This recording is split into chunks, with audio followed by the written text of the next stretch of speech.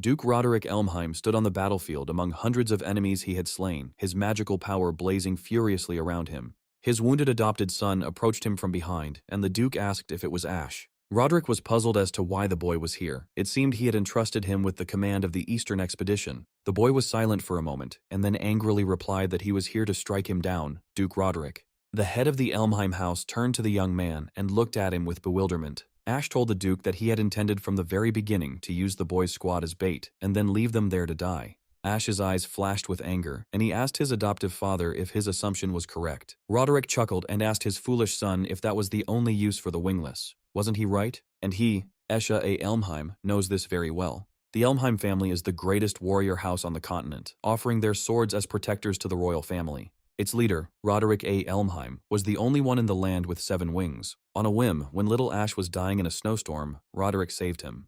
That's why Ash did everything he could to repay the Duke for saving him. But Roderick's own sons constantly reminded Ash not to get cocky, for he was a wingless, crestless brat. Ash didn't have wings to prove his worth to his father.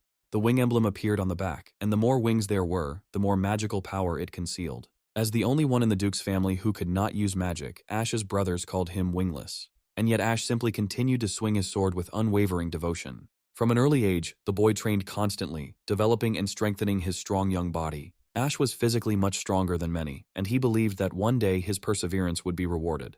And so the adoptive father, whom Ash idolized, sent him and his squad to certain death. Ash managed to take cover and noticed the huge number of enemies. Only because of this, he was able to repel many attacks and survive. The young man asked Duke Elmheim why they had been lured into an ambush. He reminded his father that he followed him and trusted him implicitly. Was this really his answer? Roderick told the guy with a grin that he was just a tool. What did he expect? If his role was played, then it was time to disappear. A shadow fell across the wounded boy's face. He never expected such cynicism from his adoptive father. He clutched his sword and rushed at the head of the Elmheim ducal house, hoping to finish off the scoundrel. Ash finally realized what a fool he had been to trust his adoptive father, the High Duke Roderick Elmheim. The boy flew up to the Duke and struck him with his bloody sword.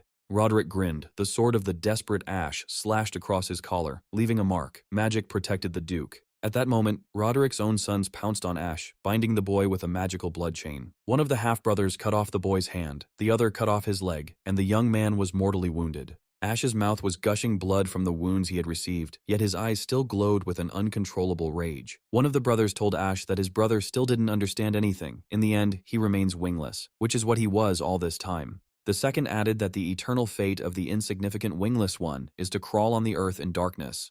Gathering his last strength, Ash asked the Duke if he was going to throw him away anyway. Then why did he pick him up? Roderick approached the mortally wounded foster son and told him not to flatter himself. The Duke had no use for him from the very beginning. He lifted the bloody youth's head by the hair and grinned cruelly into his eyes. Roderick Elmheim quietly told the boy that all he needed was the power of the 7 wings that resided within Ash's body. The boy, overcoming the pain, asked in surprise what power of 7 wings the Duke was talking about.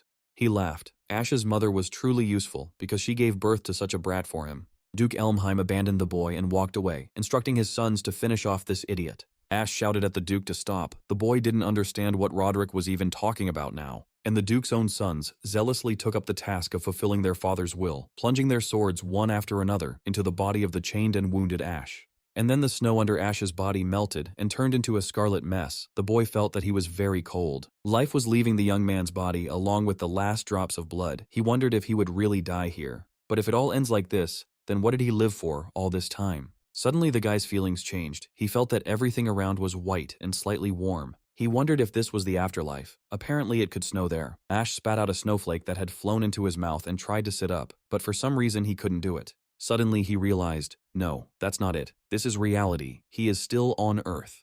The young man cursed mentally, wondering where he had ended up and what had happened in just a couple of seconds. He twitched his arms and legs. This tiny body, could it really be his? But how could this happen? Ash raised his hand up. It was very tiny and plump, just like a baby's. And then it dawned on him, wait, so it turns out he is a baby. Could it be that he was reborn again? He glanced sideways at the body lying next to him. It was from it that he felt a faint warmth. Ash realized it was a woman, but she seemed to be dead, and while dying, she covered him with herself to warm him up at least a little. And then Ash heard voices. Someone was ordering them to continue the search. They had to find this woman at any cost. There was the sound of horses clattering, and a commanding voice saying that, in such a snowstorm, she could not have gone far.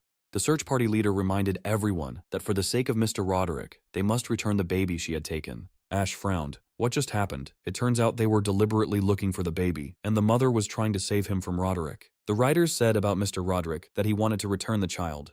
Then it dawned on Ash that they were looking for him. He had heard as a child that he too had been picked up on the same snowy night. But is it possible that Ash returned to the past? This is just nonsense. Who would believe such a thing? But the sound of horses' hooves was getting closer, which meant there was very little time left. Ash decided that he would check it out later, but for now, he needed to get out of here before Roderick's servants found him and his mother. He tried to get out from under his mother's dead hand, realizing that if he stayed here, then he would definitely fall into the hands of the Duke.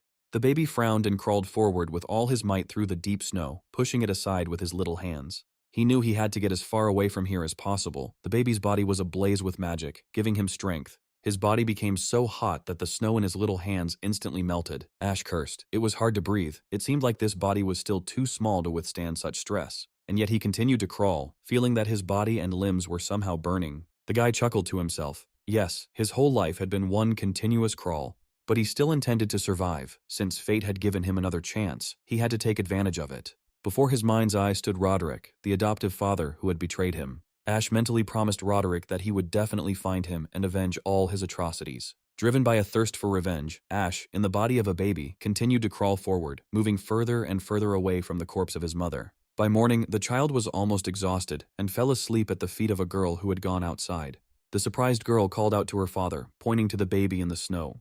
Her father turned out to be Viscount Hayfried, Roderick's older brother, and he looked at the boy in surprise. Hayfried took the baby in his arms and asked where a baby could have come from. The man examined the child. He was completely fine, only very tired, and fell asleep immediately.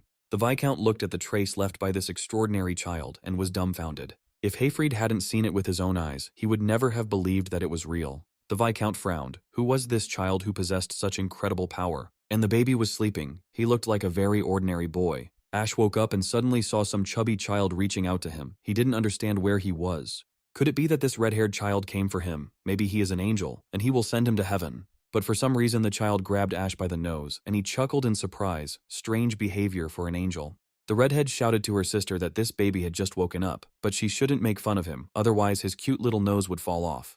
The children were making noise and pulling Ash by the arms and legs, and he was perplexed as to what was going on here. The older sister picked up the baby and demanded that the others leave him alone. Suddenly the foundling jumped out of the older girl's arms and ran away. All the girls looked at the boy in surprise. Ash couldn't walk in this body yet, but he crawled across the floor with surprising dexterity, not understanding what the hell was going on. One of the girls called out to the baby and ran after him. All the girls ran after the little ones and shouted for him to stop, but Ash couldn't understand why they were chasing him. Trying to save himself, the boy stretched out his hand and his body was instantly engulfed in magical currents. He didn't even realize what had happened. He just felt that everything around him suddenly became noisy. Finally, Ash realized that for some reason, he had flown to a fairly decent height. Looking down, the guy saw that he had broken through the roof of the house. He wondered if it was magical power, but he couldn't control it and began to fall at great speed. The boy desperately waved his little hands, trying to figure out how to control the flight. Ash closed his eyes in fear. The ground was already close, and he didn't know how he could soften his fall. But Hayfried caught him. He was surprised. Just think, this time the baby fell from the sky. He really is a strange baby. Ash looked at the face of the man who saved him and flinched. He immediately recognized him. It was Viscount Hayfried, Duke Roderick's elder brother.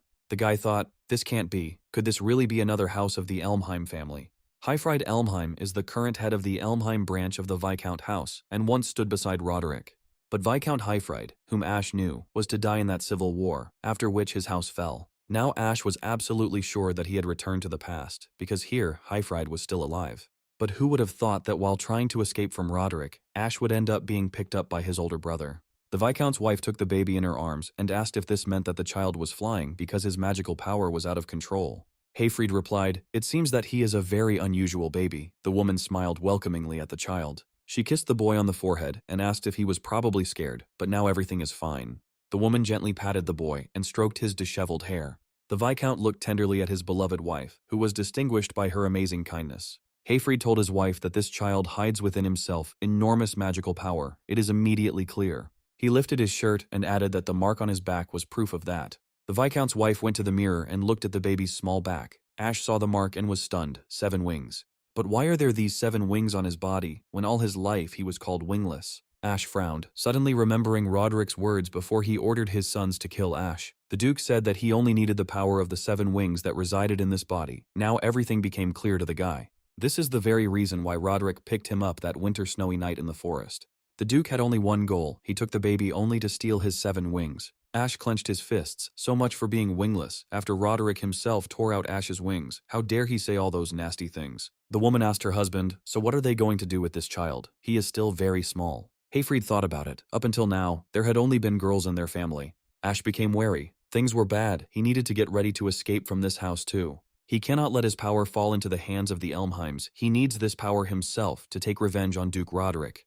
Hayfried replied to his wife that he would accept the boy as his adopted son. Ash stared at the Viscount in surprise. This was unexpected for the kid. The Viscount extended a strong hand to the child and gently stroked his hair. He told his wife that this child was still a chick and was not yet able to fly on its own. Until the boy decides to fly of his own free will, Hayfried will take on the responsibility of looking after him. Ash stared at the Viscount, unable to believe that he was so different from his brother Roderick. Suddenly the door swung open with a loud noise, and all 5 girls tumbled into the room. The father sternly asked them if they had been eavesdropping at the door. The eldest daughter guiltily justified herself by saying that they were simply worried about this strange child. One of the girls ran up to her mother, who was holding in her arms the baby who had run away from them. The girl asked her mother what the child's name was. None of them knew the boy's real name. The woman smiled. She had to think about what they would call him. She held the baby high and said, "Aster, that is the name of the new star born in their house." 10 years passed. Viscount Hayfried, along with Aster and one of his daughters, came to the sword dance festival.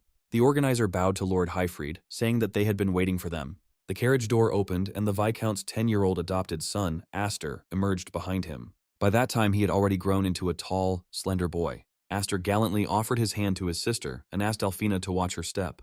The girl thanked her younger brother with a smile for his kind help. Over the years, the red-haired, chubby-cheeked baby has transformed into a bright, graceful beauty with long, fiery hair. The boys, along with their father, Viscount Hayfried, went to the sword dance festival. It was an annual event held by a certain ducal house under the patronage of the Elmheims, a social gathering for the families of military nobles, and although this event is designed to strengthen ties, it is still a competition. During the festival, each house presents aspiring swordsmen who showcase their talents. The Viscount and his children walked with a firm step across the wide courtyard towards the site of the sword dance festival. Behind the backs of Hayfried and the boys, angry voices were heard. They were here, people from the Viscount's house. Have they come again to display their barren lands without having learned their lesson? Instead of an heir who was never born, they seem to have adopted a boy of unknown origin.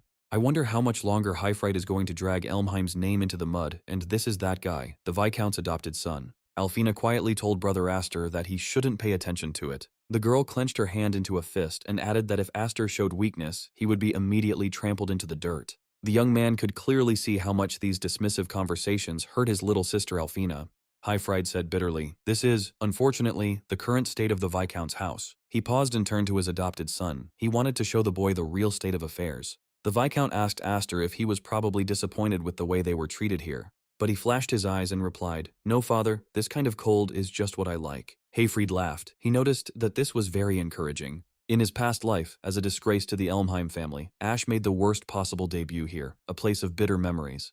But now that his 7 wings were with him, the boy was sure that everything would change. The young man's eyes were shining. He was looking forward to meeting his brothers from his past life and their father. He walked next to his excited little sister and noble adoptive father. Roderick Elmheim's sons watched their eldest uncle and his children closely from the window. Aster looked up and saw them, the ones who had cut him down with swords in his past life, when he was Ash. The guy thought, well, to begin with, why don't they make a spectacular debut in high society? The young man's hands were itching to deal with those who had turned his past life into hell and then treacherously killed him. In the ring, young noblemen fought fiercely with each other, demonstrating their skills while the rest discussed the fights. In an era when knights ruled the world, they were expected to possess both strength and grace. Therefore, young people strove to demonstrate their art of war as early as possible. At that time, strength was expressed in the art of swordsmanship, and skilled swordsmen were highly valued. Of no small importance was also elegance, which often brought knights resounding glory.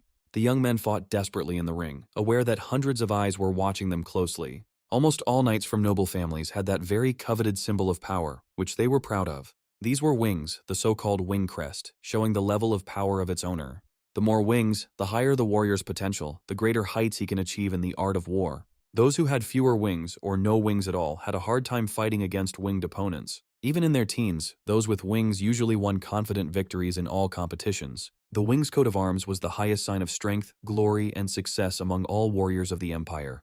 High-fried Alfina and Aster watched the duels of the young knights from the balcony. The girl remarked that, as always, it was impressive. It's no wonder Alfina's sisters Flynn and Flare didn't want to come here.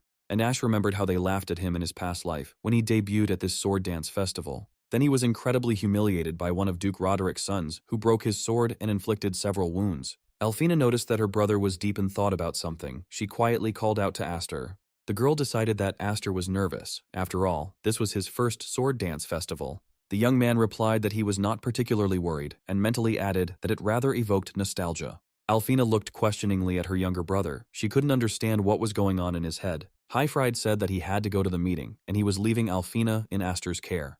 The girl was indignant. How could this be? She was a year older than Aster. The guy noticed with a smile that his little sister was a little absent-minded.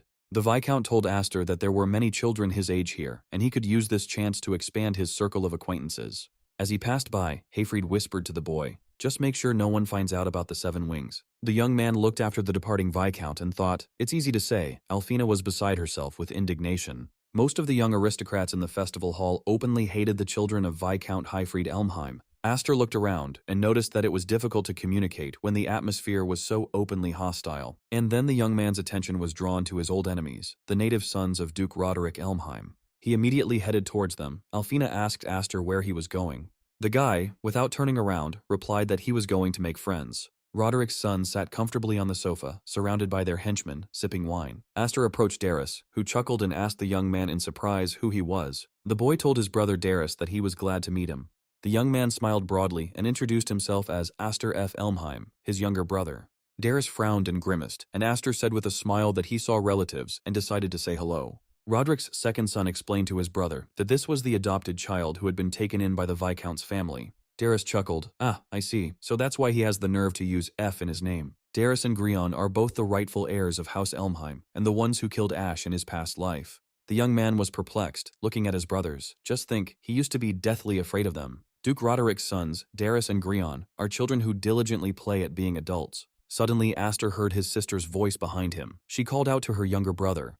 The girl took his hand and said that he had already said hello and that they needed to go back. Darius exclaimed, "Oh, and Alfina is here too." He sarcastically asked the girl if she really had to hide behind her father's back today. Roderick's son said, "Why doesn't she come and entertain them? It's the order of the main house." The girl proudly replied that she refused. There was no master-servant relationship between the main and secondary branches. But Aster asked his sister to wait. He had not yet finished talking with the Duke's sons. He suddenly felt his sister's hand trembling. She was very afraid and hated these dissolute relatives. The young man frowned. He realized that Viscount Hayfried's family had to endure a lot from these scoundrels. A pleased Darius exclaimed, "Did you know that their father couldn't even protect the king, even though he was a knight?" Hayfried had to let his own brother cut off his hand to take responsibility. Alfina's face darkened, and she suddenly stopped. And Darius laughed merrily, saying that he was very glad that the blood of such a loser did not flow in his veins. Alfina ran up to her cousin and demanded that he take his words back. She would not allow her father to be insulted. Instead of answering, Darius spat wine at her, to the silent, mocking approval of those around him. The bastard chuckled. Her father must be disappointed that he only has useless daughters who can't even inherit the title. He remarked contemptuously to his cousin that this was not a dance hall for her. Darius mockingly advised Alfina to wear some rags next time so she wouldn't have to worry about getting wet. Ash admitted to himself that he was worried until he came here. He was worried that when he saw the faces of his former relatives again, he would not feel anger at all. Having laughed their fill at the humiliated girl, the teenagers took up the wine bottles again. Aster walked up to his sister and put his hand on her shoulder. It was time for him to start paying. The young man called out to the cheerful Darius, waving his hand, and Aster knocked the wine bottle out of the major's hands. Roderick's son frowned and caught the vessel of choice red wine that flew out of his hands. Ash was very glad that these guys remained the same scum. He cut the wine bottle in Darius's hands. A stream of red liquid poured over the head and shirt of the stunned heir of Duke Roderick. Grion rushed towards his brother, and Aster ran his hand over the dirty blade. After tasting the liquid, the young man grinned. "Oh, it's just grape juice." The Viscount's adopted son laughed, which was just right for such a spoiled aristocrat, wasn't it? 3 years ago, during training, Aster's magical power became especially strong, and the Viscount told him to restrain himself. The older sister tearfully asked Aster if he was really going to kill his sisters. Kudo was unconscious. Her older sister carried her away. The other girls were terrified. The young man realized that these were the 7 wings. Just think, they hid such a dangerous power in his body. The Viscount looked at the terrifying power of his pupil and wondered if he would be able to control such might. Hayfried looked at the boy and wondered if Aster could learn to control his magic and if he could help him. A festival official opened the door to the meeting room and reported to the gentleman that trouble had occurred. The main organizer asked angrily what was going on. He was having a meeting. Why did someone dare to burst in here? The guy explained that the main and secondary branches of the Elmheim family, the sons of both families, had a duel. Hayfried frowned and asked the boy if he had mixed something up. Roderick remained silent. He knew very well the attitude of his sons towards the children of Viscount Hayfried. The Viscount jumped up and quickly headed to the hall where the sword dance festival was taking place. A frightened Alfina ran towards him. The Viscount asked his daughter what was going on here. The main organizer was very pleased. At the festival, a quarrel occurred between brothers from the noble Elmheim family. Aster and Darius were already standing opposite each other in the arena. Everyone couldn't take their eyes off them. Of course, you don't see something like that every day. Almost all the meeting participants came out onto the balconies and watched the young gentleman with interest. No one wanted to miss such a fascinating spectacle, although many were sure that Darius would win. The organizers smiled broadly. This sword dance festival promises to be hot. Darius exclaimed with a laugh. What an idiot, he climbed on us, members of the Duke's family, because the boy is just a mongrel, born in the wilderness. Those present began to whisper, this is the emblem of 4 wings, as expected from the son of the Duke. She is on a completely different level. Darius suggested that the enemy show everyone his wing emblem, or he would be ashamed to show it after Darius showed his. Aster replied, Darius was right. It was such a shameful sight to boast about some kind of pattern, as if there was something to be proud of in it. The young man noted that he could never do that, but if his cousin lost, he would have to apologize to his sister Alfina. Darius was twisted with anger. What was this bastard allowing himself to do, humiliating him here in front of everyone? Roderick's son replied, okay, but if he wins, then Aster will be his dog, and he will run him to death. Having said this, Darius, armed with 2 swords, rushed at the adopted son of Viscount Hayfried. The Duke's young heir charged at Aster, his eyes blazing with bloodlust, eager to teach the upstart a lesson. But Aster successfully repelled the attacks, trying not to use his devastating magical power. The young man's hands were shaking from the tension. It took him a great deal of effort to restrain himself, as his adoptive father had taught him. And Darius exclaimed arrogantly, so that the childless one could admire it, this is the power of those who have wings. He attacked his opponent again and again. Darius was confident that he would easily win this fight. Alfina screamed anxiously from the balcony. She was very worried about her little brother. The festival organizer noticed that young Darius's swordsmanship was still crude. But no matter how clumsy he may be, the magical power that makes up for this gap is the advantage of those with the wing crest. If the magic of one wing is like the light of a candle, that magical power hidden in the 4 wings is truly the light from an entire explosion. Darius cheerfully asked his opponent where all his ardor had gone. He reminded Aster that he wanted to force Darius to apologize to Alfina, or that it was just chatter. Swinging 2 flaming swords at Aster, Darius shouted for the kinless one to show what he was capable of. The spectators were sure that the outcome of the duel was predetermined. The owner of 4 wings would certainly defeat the boy. But despite such confidence, Aster clenched his sword in his hand and blocked his cousin's attack. Darius's furious attack, which he intended to use to finish the fight, was stopped. Roderick's son couldn't believe it. None of his peers could stand against his 2 swords. Aster calmly noted that Darius talked too much more than he actually did. He threw the arrogant Darius away from himself. The whole hall gasped in amazement. It was too unexpected. The 10-year-old boy's magic flared menacingly, but he was still able to contain it. He spent those 10 years in the Viscount's house, learning to control magic, and only waiting for the chance to take revenge on all his enemies. And today the guy could finally begin his long-awaited revenge on those who ruined his past life. Now Aster was attacking, and the confused Darius was defending himself, still not believing that he could lose. Under the harsh pressure of the Viscount's adopted son, the arrogant Darius fell to one knee. Grian frowned as he saw his brother losing to some adopted son of the Viscount. Roderick's son was puzzled as to whether this puppy was actually fighting back, and how that was even possible. Darius smiled confidently and reminded the boy that he was the owner of the 4-winged crest. Aster looked with disdain at the one he once called his brother. The young man's sword was burning furiously, and suddenly Darius saw with horror that his swords were beginning to crumble under the pressure of magic. The young aristocrats watching the duel were shocked. Was the boy really going to win like that? Everyone could clearly see that Darius was completely suppressed and could no longer counterattack. Just think, there was still someone like that left in Elmheim, and in Viscount Hayfried's family no less. Ash's anger intensified the magical surges, and now powerful, threatening streams of magic blazed around Darius. Hayfried, who was watching the fight, nervously clenched his fist and quietly said that this was very bad. Darius clenched his teeth in fear, his face twisted in horror and covered in large beads of sweat. And before Ash's mind's eye there appeared a picture of Darius laughing and cutting off his hand, which was bound by a magical chain. The bastard laughed as the wounded Ash writhed in pain, staining the snow with his blood. The young man's face darkened with anger. He really wanted to crush this vile nit. Roderick's son muttered for Aster to stop and not kill him. Viscount Highfried shouted loudly to his pupil not to do this. The young man looked back. Aster smashed both of Darius's jugs into pieces, but he still did not kill the Duke's heir himself. The huge hall where the festival was taking place fell silent. Many understood that the consequences of such a duel would not be long in coming. The Viscount's adopted son harnessed the magic, and everyone saw the fragments of Darius's swords, as well as Darius himself, wet from fear. Aster said contemptuously to his cousin, "Next time, to avoid the fear of getting wet, come wrapped in old rags." The young man looked with contempt at the arrogant son of the Duke, who had wet himself, whom he had once feared so much. He sheathed his sword and thought that he was no longer the wingless Ash. Alfina was ready to scream with delight when she saw the results of this fight. The mere knowledge that he was no longer the wingless Ash cleared the clouds in his mind, and the young man decided that was enough for today. Suddenly, the young man felt the presence of a pressing, aggressive aura. He turned towards the side where the most pressure was felt. At the top of the stairs stood the angry father of the defeated and humiliated Darius. Ash immediately recognized him. It was the same man who in his past life had deprived him of his power by tearing 7 wings from his body. It was Duke Roderick Elmheim, burning with anger for his son. Everyone present froze in fear, but the young man did not take his eyes off his main enemy. Roderick, he finally showed up. Aster's expression suddenly changed dramatically. The Duke could not believe that the youngest child of the Viscount's family had actually crushed the heir of the main branch.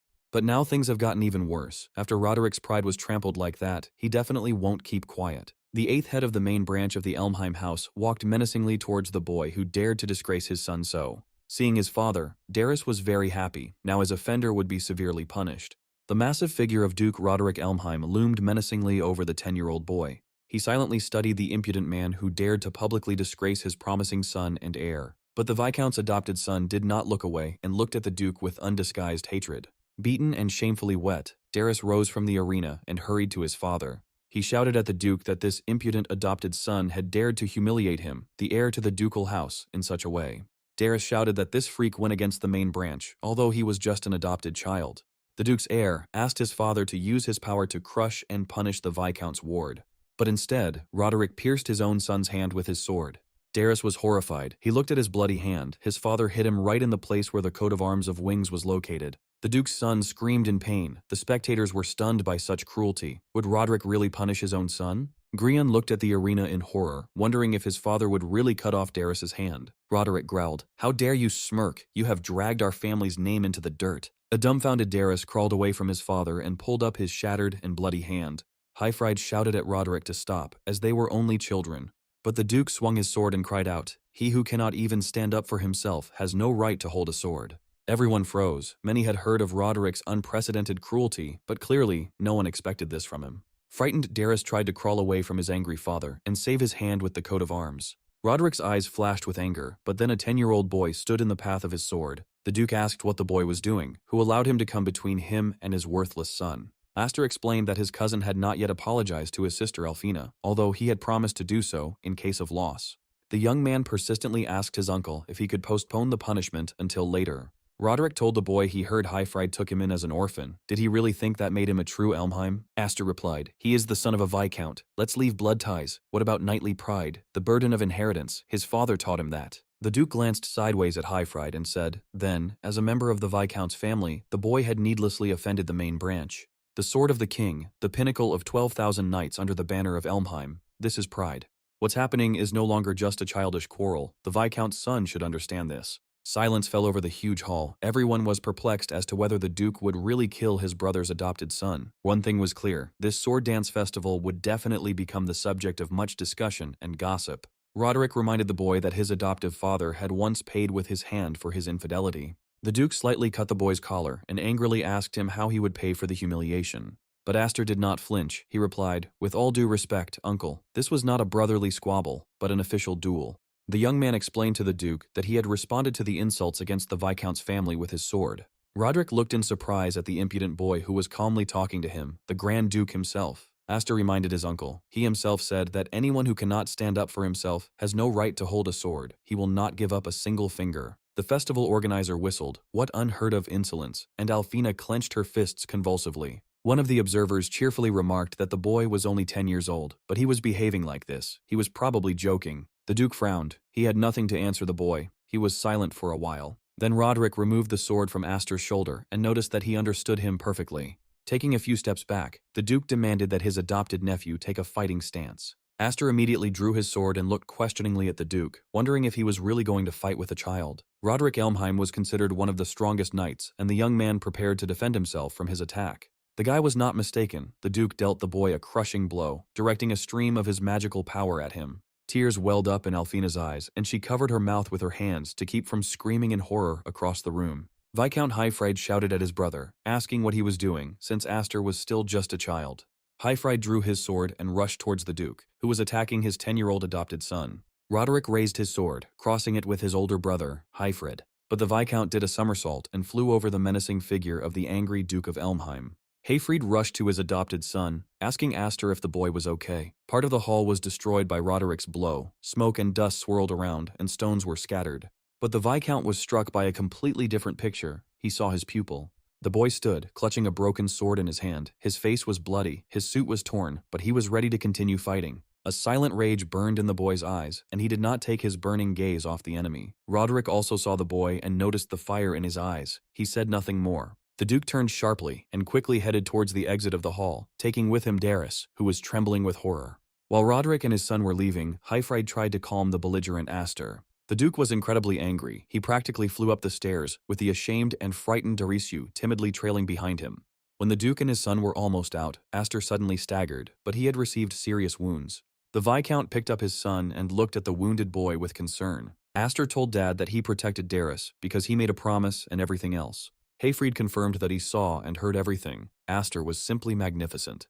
The Duke climbed up to the top platform, where the festival organizers and the main judges of the event stood. One of them told Roderick that it was childish to swing a sword at a kid. But allowing the boy to run wild would have been to ruin the reputation of the main branch. Wasn't that a worthy compromise? To stand up to Duke Roderick and survive, that guy is definitely a rising star. Everyone was sure that this was the best debut for the guy. Although some were horrified, it seemed that Roderick would cut a stair in half right there. Roderick countered, no, a time of upheaval was coming, a storm strong enough to split the world in 2 or 3. Meanwhile, Alfina rushed as fast as she could to her wounded little brother, who had stood up for her. Aster soon fully recovered from the injuries he received during the sword dance festival. The Viscount's young knights were shocked as they watched the young master's constant training. No one could stand against the very young Aster. Wooden training swords either flew out of his hands or broke. The Highfried Knight's trainer, who was beaten by a 10-year-old boy, told young Master Aster that his strength was impressive. Looking at the young man, the knight said that he had very serious skills. It was scary to think that he was only 10 years old. After returning from the sword dance festival, Asta began training with even more zeal than before. One of the knights asked if Aster had not crushed Duke Roderick's third son. The Knights of Highfried have had to endure abuse from the main line for a long time, so this is excellent news. At the Sword Dance Festival, Aster fully demonstrated his strength and presence. This should silence those who called the Viscount's family the Elmheim stain. But the young man's main target remained Duke Elmheim and his sons. Ash, now called Aster, was too greedy and wanted to see how far his skills would go. He wanted to test himself harder. But he understood perfectly well that in his current state he would not be able to defeat Duke Roderick. In the end, the crest is just an indicator of the hidden mana rank. Innate mana is a useless treasure if you can't control it. But Aster still couldn't fully draw out the power of the 7 wings. The boy thought, if only he could experience the power of the 7 wings to his heart's content without worrying about going mad. While thinking like this, Asta continued to swing the wooden sword on the training field. Another knight was knocked down by the young gentleman, unable to withstand Aster's onslaught. The young man looked at his fallen opponent with regret. The fallen fighter's wooden training sword fell to the pavement with a crash. The young man shouted who was next. Was there anyone else? But all the knights were already exhausted. None of them rose. Suddenly he heard his sister's voice behind him. Alfina asked Aster if he was showing off again. The girl was wearing a tracksuit. She noticed that her brother, as usual, was going too far and said that his father was calling him. Hearing that his father wanted to see him, Aster said that he would go immediately. As he was leaving, the young man noticed that this outfit on Alfina was a great rarity. The girl looked questioningly at her younger brother, asking what he was talking about. Aster asked if Alfina hadn't said she didn't want to wear that costume because it didn't look cute. The sister explained that balance is important in everything, and looking at Aster, she realized that she, too, could not remain the same. She suddenly put her training sword to his face, and the young man recoiled in surprise. And Alfina added that when Aster returns, he will keep her company for a while. The boy laughed cheerfully and asked his sister to go easy on him, since she was a talented swordswoman. He raised his hands, showing that he surrendered and acknowledged the unconditional victory of his pretty sister. Entering the house, Aster quickly went up to the Viscount's office and knocked on the door. The young man carefully opened the massive door, looked into the office and apologized, asking his father if he had called him. Viscount Highfried nodded his head affirmatively and invited the boy to sit down. The surprised young man silently sat down in a chair at the large table in his father's office. Highfried said it had been 10 years since they had welcomed Aster into their family. To be honest, the Viscount thought about waiting until the young man grew up a little more. The Viscount placed a ring with a scarlet stone in front of the stunned young man. The boy asked his father what it was. Highfried explained to the guy that this was proof of the status of the next head of the house. Aster's father told him that he wanted him to inherit the title of head of their house, and the young man was stunned by such an unexpected honor. The Viscount reminded the boy that Aster knew perfectly well that their family was in a delicate situation. However, they are still a side branch bearing the high-sounding name of Elmheim, and they cannot leave the heir's seat empty forever. As a lord in charge of the territory, Highfried has much to protect. Aster asked his father if his sisters agreed with the decision of the head of the house. The Viscount replied that the sisters would be returning from the Knight Academy in 3 days, and he intended to speak formally with everyone.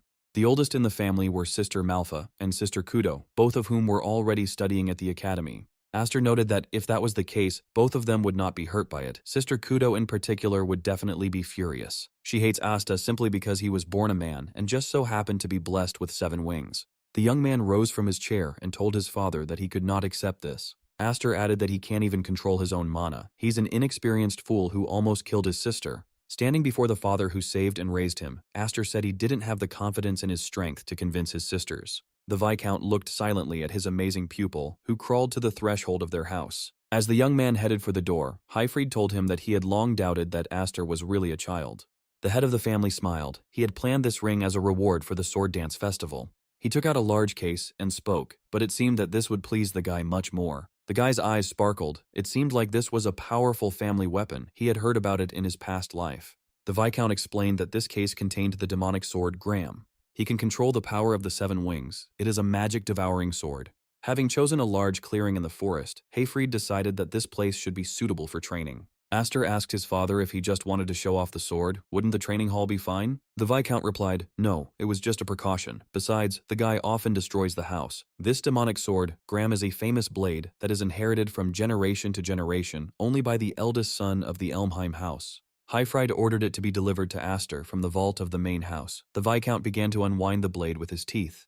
The young man looked in surprise at the famous weapon, or rather, at the strange fragment, and asked if it was a sword. The Viscount understood what the guy was talking about, and explained that as Aster saw it, this sword had no blade. However, if magical power is poured into it, as Highfried showed, a powerful blade immediately appears. It is a sword of possibilities that becomes complete through the magical power of its owner.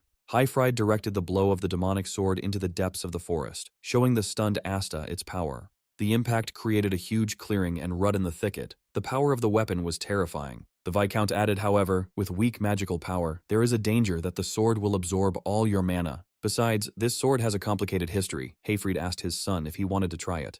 Aster carefully took the renowned family sword from his father's hands. He pointed the blade slightly upward and thought, well, I need to pour my magical power into this sword. Suddenly, the sword burst into flames. The young man saw a blinding flash. The weapon suddenly, literally came to life. Aster saw the flaming blade appear and felt the magical power flowing into it. The Viscount's knights, who were continuing their training, were surprised to see an incredibly bright and powerful stream of light. They asked each other what that light was, whether a comet had fallen or something. The other one objected, don't talk nonsense. Something had flown into the sky. The boys didn't understand what it meant that something could fly into the sky from the neighboring forest. Alfina noted with a sigh that it must be Aster. There was no one else here. The young man looked at the weapon with admiration and muttered that this sword was simply monstrous. The Viscount looked at the sky in surprise, where young Aster had just pointed his weapon. Highfried thoughtfully told Aster that what was truly monstrous was his strength. The bearer of the 7 wings crest has never been born in the entire history of the Elmheim generations. If Asta were to master this power, he would become a swordsman far stronger than those with 6 wings, such as Highfried and Roderick. The young man mentally swore that he would definitely surpass Duke Roderick. The Viscount added, however, that excessive force inevitably sparks conflict. If it becomes known that Aster has 7 wings, the young man will have a lot more problems. Everyone will be desperately jealous of him, and some will want to use him for their own selfish purposes. And some will simply try to eliminate you as a hindrance. There will be plenty of those too. Highfried extended his strong hand to the boy, trying to show that he would always support him. The Viscount said, therefore, in order not to regret your own powerlessness when the time comes, become strong while you can, Aster. The young man took his father's hand. That was right. He would no longer drag out a miserable existence as in his past life. Aster thanked his father very much and promised that he would definitely master both the 7 wings and this sword. 3 days later, the parents and younger sisters met the older girls who had returned from the Night Academy. Kudo exclaimed that they had returned, and why wasn't the curly one running to greet them? The girl portrayed a very strict older sister who returned to scold the younger ones. The next second she exclaimed, "Now dear sisters, give your beloved older sister a big hug in honor of our reunion." But all the younger girls rushed to hug their sister Malfa, shouting to her that they were back. Kudo was offended, but what about hugs with her? Why is everyone ignoring their beloved sister Kudo? The younger ones answered because Kudo's sister immediately tousled their hair. The girl objected, there was no such thing. She, having perfectly mastered chivalry, would not do anything so unworthy. Kudo glanced sideways at her younger sister, Alfina, who was standing modestly to the side. She suddenly rushed towards her and hugged her, asking if Alfina had been a good girl. An indignant Alfina exclaimed, "Stop clinging already," trying to break free from Kudo's tenacious hands. Suddenly, Malfa looked around the room in bewilderment and asked where Aster was, why he hadn't come to meet them. The Viscount replied that if we are talking about that child, then he is training intensively. Kudo immediately stopped smiling. For some time now, she had been very wary of Aster. Meanwhile, the young man was in the forest and trying to master the demonic sword Graham. He poured mana into it again and again, but the sword seemed to have a life of its own and did not want to obey the guy. Aster clenched his teeth, sweat pouring down his face from the strain. He muttered, nothing was coming out. Even if he can create a sword from magical power, he can hardly just restrain it.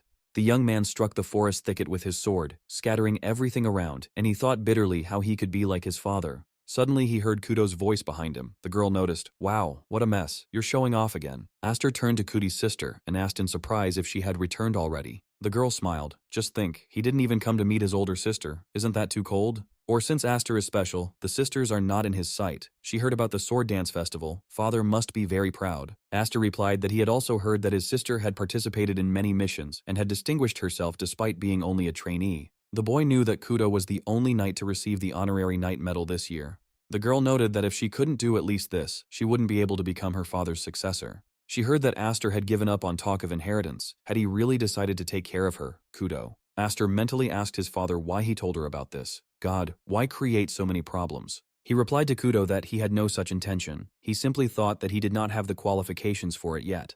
The girl went to her younger brother, saying, "Oh my God, both father and Aster are so angry because they know perfectly well about her dream." The student of the Night Academy took out her sword and approached a thick, spreading tree. Aster looked questioningly at his sister, trying to understand what she was going to do. The girl swung her sword at the thick tree trunk with all her might. She shattered the mighty trunk into pieces and sent the lush crown straight towards her younger brother with a blow of her sword. The young man quickly jumped back. If he hadn't done so, the tree could have crushed him. He asked Kudo what she was doing. Was she crazy? The girl said that her older sister would check on him for the first time in a long time. Kudo warned her brother with a smile that she would hit him for real from now on. The boy asked his sister to stop. This demonic sword was not yet complete. Kudo asked him if he could come up with the same excuse to the enemy on the battlefield. Aster chuckled. With the enemy, you say, well, okay. Sister said that a knight's mindset is to always be on the battlefield. If Aster holds back, she might even crush him. The guy looked at his sister and thought, she must be joking. He can barely control his magical power, and she's about to seriously attack him. It's just crazy. But he must accept this fight and give it his all. If he doesn't do this, his elder sister will definitely kill him as a potential heir. The brother and sister entered the battle, tearing apart the forest. The girl admired. Aster's sword skills were more refined than ever. Just think, he was able to keep up with her abilities even after she honed her skills at the Night Academy. However, she could not understand what this pathetic imitation of a sword was. The girl remarked dismissively that Aster had no control over magic whatsoever. The older sister attacked Aster furiously, not allowing him to come to his senses. He shouted that Sister Kudo was still as ruthless and rude as ever. The young man remembered that she had been like this since her earliest childhood. Perhaps this is because Aster is the only boy in the Viscount's house who has the right to inherit. Or maybe it's because Aster is special and has a wing crest that surpasses anyone else in the family. Kudo was like a living storm, challenging Aster to a duel for any reason and calling the world unfair. To put it bluntly, Kudo is Aster's natural enemy. He noticed that his older sister had rushed at him with renewed vigor, her magic blazing.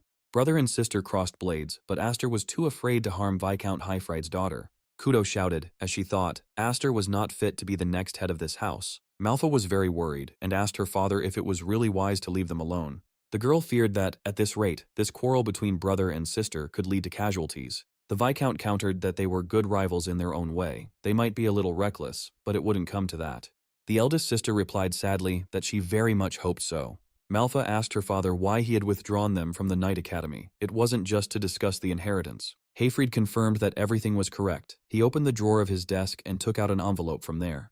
The girl was stunned. Couldn't she be mistaken? This was… Father nodded his head affirmatively. Yes, this was a call from the main house of Elmheim. It seems that the elders who lead the main house want to see the face of their grandson. Malfa thought this was certainly a very serious turn of events. The Viscount answered seriously, that's right, in the worst case, they could lose their Aster. Meanwhile, Kudo and Aster continued their desperate battle in the forest. The boy shouted at his sister not to talk nonsense. He had already refused to discuss the inheritance. The old man heard this. Kudo, striking, replied, Father says that Aster's refusal in itself is unacceptable to him. The girl dealt a powerful blow to the young man, who blocked it with a demonic sword. Aster thought Kudo was heavy, as if he was fighting a troll swinging a giant hammer.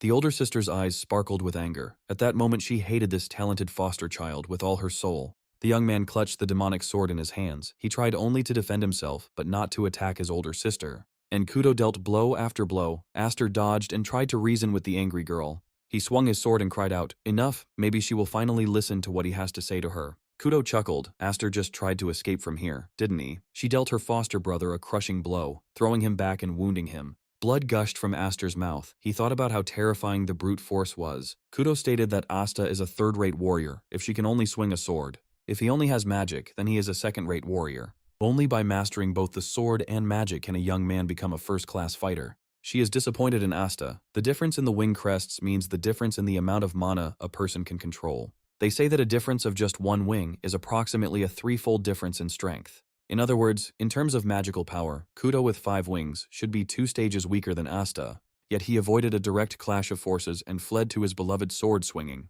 Does the guy really distrust his own strength that much? Or he might be afraid of falling into madness again, as he did 3 years ago. The boy asked himself in surprise if he was really afraid of the power of the 7 wings. He never even thought about it. Could it be that he was unconsciously limiting his own strength? Maybe the reason this blade is unstable is because Asta was trying to forcefully suppress his magic. The girl's face was dark with rage. She told Aster that he had everything she ever wanted. She sincerely wished for her younger brother's death now. Kudo shouted, if he was so stupid as to let this rot without realizing how lucky he was, then he should give it all to her. Aster gripped his sword. He wasn't going to let anyone rob him like they did in his past life. To his older sister's surprise, he released his magic and sent the angry Kudo flying backwards. She was amazed that the guy had blocked her blow with full force, without fear of hurting his little sister. Aster thanked his sister with a smile. Thanks to her, his eyes were finally opened. Kudo was becoming more and more surprised. Aster was rushing into attack without even materializing the blade. The girl clenched her teeth. Was she really out of mana? There was no way she would let her brother win this fight. Aster realized that it was she, the unprecedented, inexhaustible magic hidden in the 7 wings. There was no way he could have her completely right now, if only for a moment. He told himself to forget about maintaining the shape of the blade and concentrate all his magic at the moment of impact. Kudo smiled, which meant that Aster had come up with something after all, even though he was a complete idiot. The guy said he had no intention of wasting this second life he had managed to grab onto. He knew for sure that he would never give up this power or this sword to anyone for anything. And he certainly won't give up his family, because that's something he couldn't achieve before, no matter how hard he tried. Kudo was surprised at what kind of second life he was talking about. Maybe he was going crazy with power. Aster rushed to attack his older sister, warning her, therefore, that there would be no give-in, just as she wanted. The boy swung the flaming demonic sword, intending to strike Kudo. Suddenly, Aster's sister felt that something was wrong with her sword. Her formidable sword suddenly disappeared right from her hands, something that had never happened before. And the formidable Aster, surrounded by powerful magic, was inexorably approaching her. The girl's eyes widened in horror. Was she really going to die in the forest of her own home? She saw her younger brother's face, dark with anger, with burning eyes, his sword hanging menacingly above her. Kudo opened her eyes and looked around in surprise. She was lying in her bed. The girl asked in confusion where she was. Was she really in her room in the estate? The eldest sister said with a smile that Kudo had finally woken up. Sister Malfa opened the curtains, letting sunlight into the room, and she noticed that Kudo was in no hurry to wake up. Kudo jumped up and asked what was going on with the duel, what happened to her fight against Asta. Malfa smiled and said that Aster himself brought her home. He said that Kudo fell asleep right in the middle of the duel. He decided that the fatigue from the journey had taken its toll. At least, that's what he told everyone in the house. Kudo muttered that this couldn't be. She looked at her sword, which was standing next to the bed. At the last moment, she was absolutely sure that Aster had cut her down. But in reality, he must have dispelled the mana blade a split second before it struck. What Kudo felt was only a residual trace of mana that passed through her body. And if you think about it, Aster would never kill his own sister. But at that very moment, Kudo truly believed that Aster would kill her. The girl smiled. Even though he is much smaller than her, he really is a naughty little brother. Kudo took up her sword and asked Sister Malfa where that little rascal Aster was now.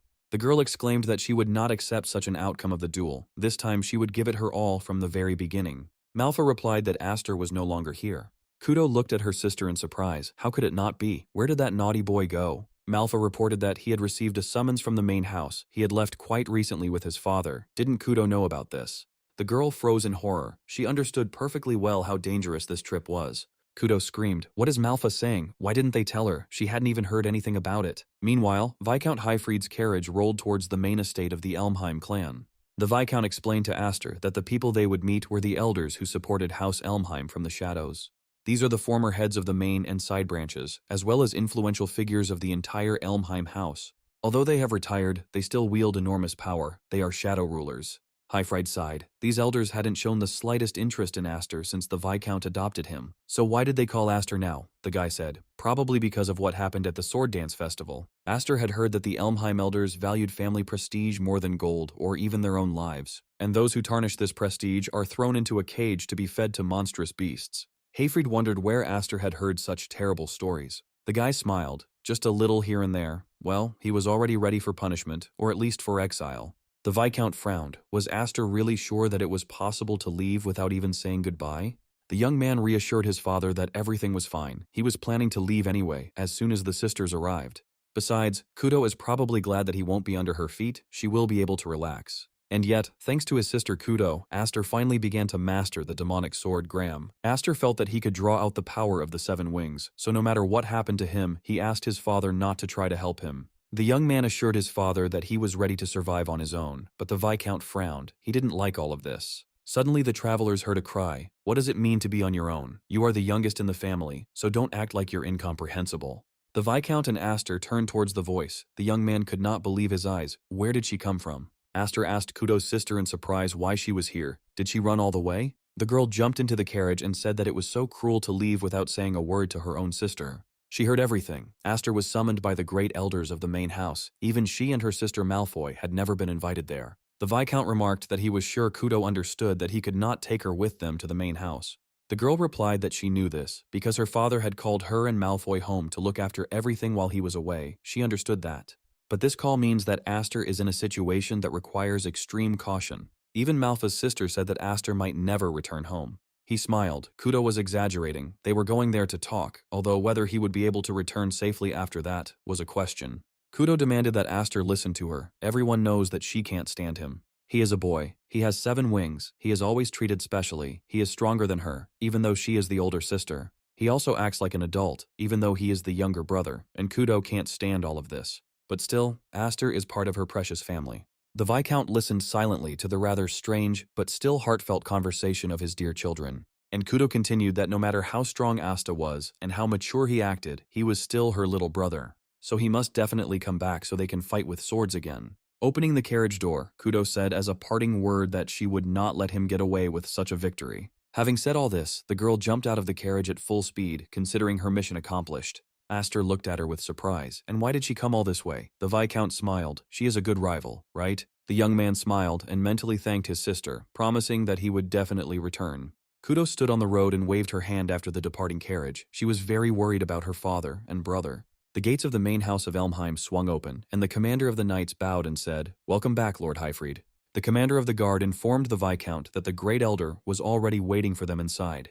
The Viscount said there was no need to escort them, the knight objected, and was strictly ordered to escort them both inside personally. As the young man thought, they didn't call him to babysit their grandson, at least the atmosphere was completely different.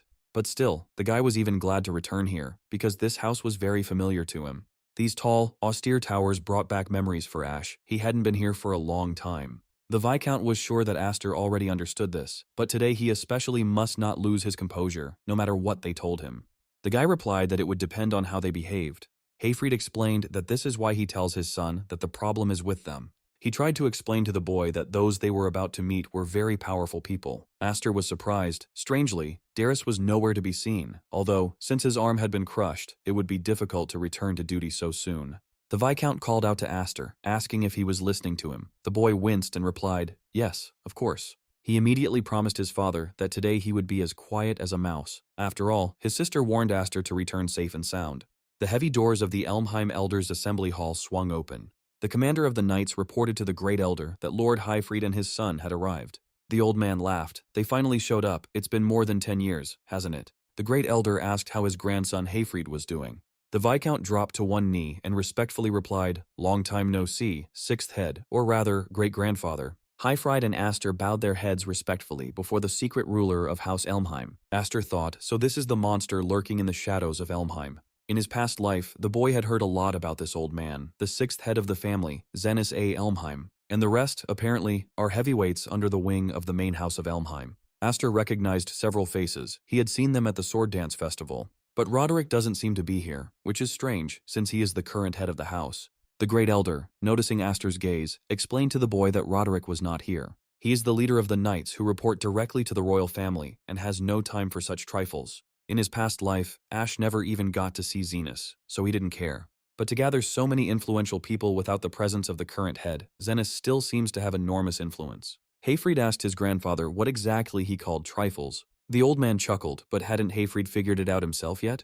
Zenas heard that the Viscount's pet had caused quite a commotion at the sword dance festival. Aster realized, as he had expected, that this was exactly what was being discussed. Hayfried said that regarding this matter, the current head Roderick should have already settled this issue personally. The old man noted that it was nothing more than a show for the public, but that did not change the fact that the name of Elmheim was tarnished. Taking in an unknown child as an adopted son was a mistake. They would have turned a blind eye if he had remained harmless. But since he has bared his fangs at the main family, there is no choice but to exile him, and Hayfried will not escape punishment either. Aster jumped up and shouted for the elder to stop. It was all his doing. His father had nothing to do with it. Viscount Hayfried frowned silently, showing that Aster had acted very unwisely just now. The boy looked closely at his father. He saw that the Viscount was very unhappy. The elder noticed that the boy seemed to still lack education, since he was trying to get involved in an adult conversation. The Great Elder stood up and said that there were 12,000 knights under their banners. They bear the burden of the Elmheim name on their shoulders, but the knights are far from monolithic. There are countless numbers watching from the shadows, waiting for their chance to seize the top. Naturally, this also applies to those in this room. The elders just want peace of mind. They need proof that Viscount Hayfried will not harm House Elmheim. The old man handed Hayfried a sword. He reminded his great-grandson when he failed to protect his master and trampled the name of Elmheim into the dirt. Right here in this hall, Hayfried allowed Roderick to cut off his hand. This time, Hayfried must also prove his loyalty by cutting off this boy's head. If the Viscount does this here and now, the matter will be completely closed. Hayfried bowed to his grandfather and replied that he refused to do so.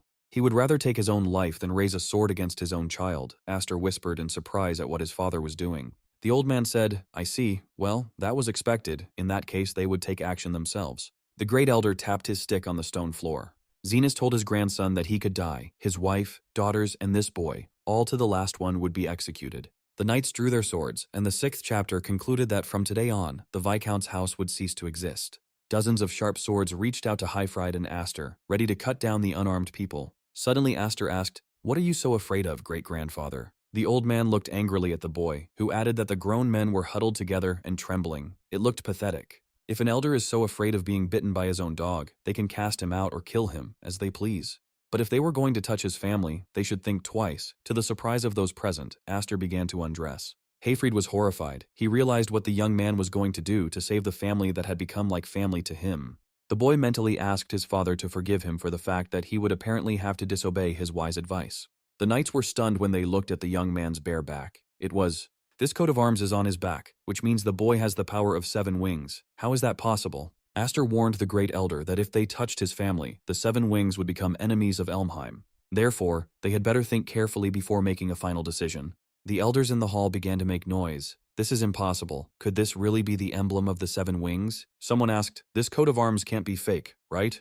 It would take hundreds of years for something like this to appear on a human body, but this mark is definitely real." The Great Elder slowly approached Aster. Zenas asked the boy if he understood what he was showing them here now. Aster replied, "Of course he understands. He heard that the more wings, the more surprised people are." One of the elders, hearing this answer, laughed loudly. Everyone turned to the merry fellow, and he asked to be excused and suggested continuing. Zenas said, "Let's start with the fact that the coat of arms is an organ that produces magical energy given to people by spirits in ancient times. By passing this power from parent to child, from generation to generation, people further honed its potency. But until now, no one has reached the level of the Seven Wings except for the Spirit Clan, who were the progenitors of the crests." Aster was surprised. That's how the elder was hinting that he was a member of this Spirit Clan. The Great Elder confirmed that if his 7 wings were real, then it was possible. Hayfried looked at the boy in silence. He understood that now everything had become much more complicated.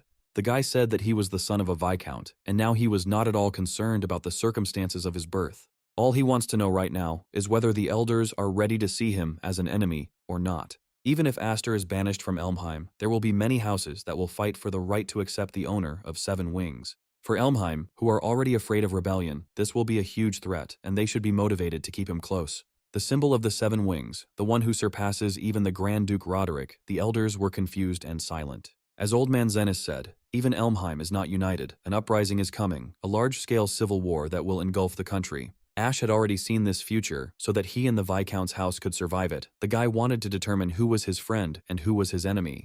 The 6th head of the Elmheim house chuckled. Did the boy really believe that he was worth that much? After all, there is no evidence that these 7 wings are real. The young man smiled and suggested to the old man that if he didn't believe him, then go ahead and let them try to kill him. But if they do, it will mean war between him and all members of House Elmheim. Aster understood that if Elmheim took the matter seriously, it would not be difficult for them to kill someone like him, so what would they do? Suddenly, applause rang out in the silent hall, someone clapped their hands cheerfully, and everyone turned toward the sound. The council member who was clapping his hands remarked that it seemed like this conversation was just going around in circles. He asked the Great Elder how about giving the boy a test right there. Another elder asked Count Misa what he was doing, and the Count replied, "Well, surely everyone wants to see the power of the 7 wings." May smiled. After trying to decide the fate of this boy, it will not be too late. He asked what the elders would say, since they were now in the estate of the world's greatest fighting clan. The Count was sure there would be a couple of suitable tests here. Aster thought, "Count Maze, there is no doubt this man can become an ally." The Great Elder agreed, saying, "Very well," and ordered Aster to follow him. The old man grumbled. In the end, it was a grandfather's duty to punish a grandson who couldn't keep his mouth shut. The guy asked if this was the testing site. It was quite dark here. Zenas explained that behind this darkness, there was an underground bunker connected to the drains. It used to serve as a refuge, but now the old man keeps a magical beast there. The essence of the test is simply to defeat this beast. Hayfried told his son what a troublesome boy you are, and this after he was told to keep quiet about the 7 wings. Aster smiled and told his father that he couldn't hide something so noticeable forever. This was a good opportunity. The Viscount asked the young man not to lose his vigilance and try to pass the test with dignity and survive. The boy promised his father, took the demonic sword Graham, and shouted loudly that he was coming. The young man looked around carefully.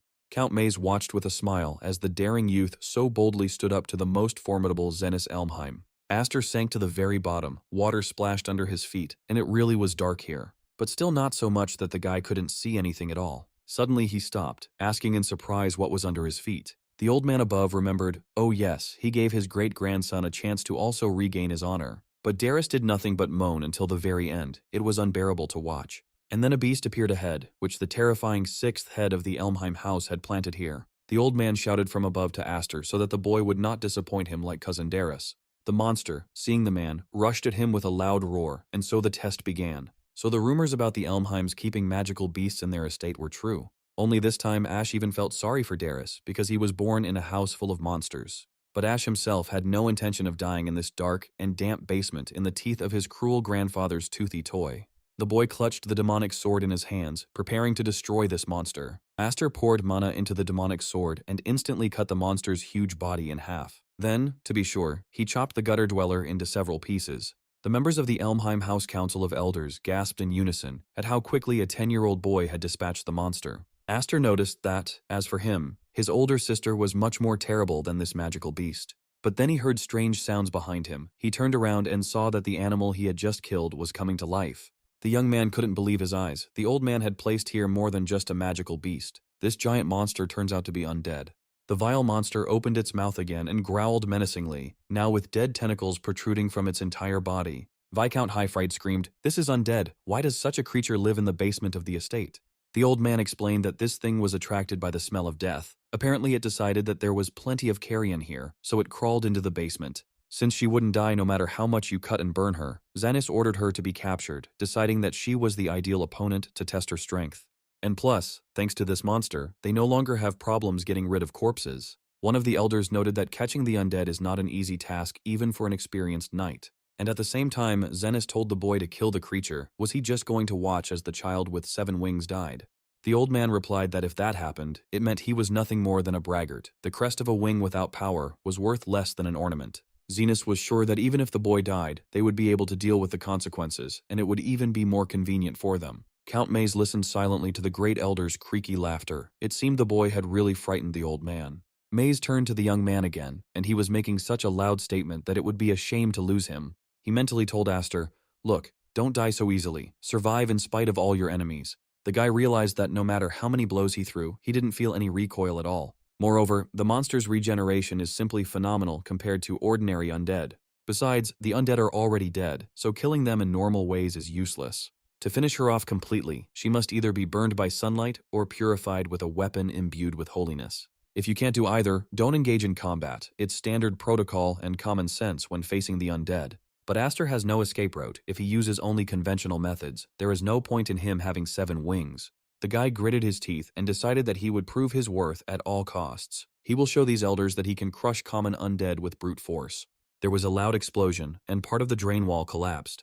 The council member muttered in fear. What kind of incredible magical power is this? So this is what it is. The power of 7 wings. The elders asked each other what had happened, whether the boy had really defeated her. Xanis chuckled in confusion. Nothing could be seen in the clouds of smoke. Only a 10-year-old boy stood there, clutching a demonic blade in his hands. The old man exclaimed, "What a pity, he was such a good animal."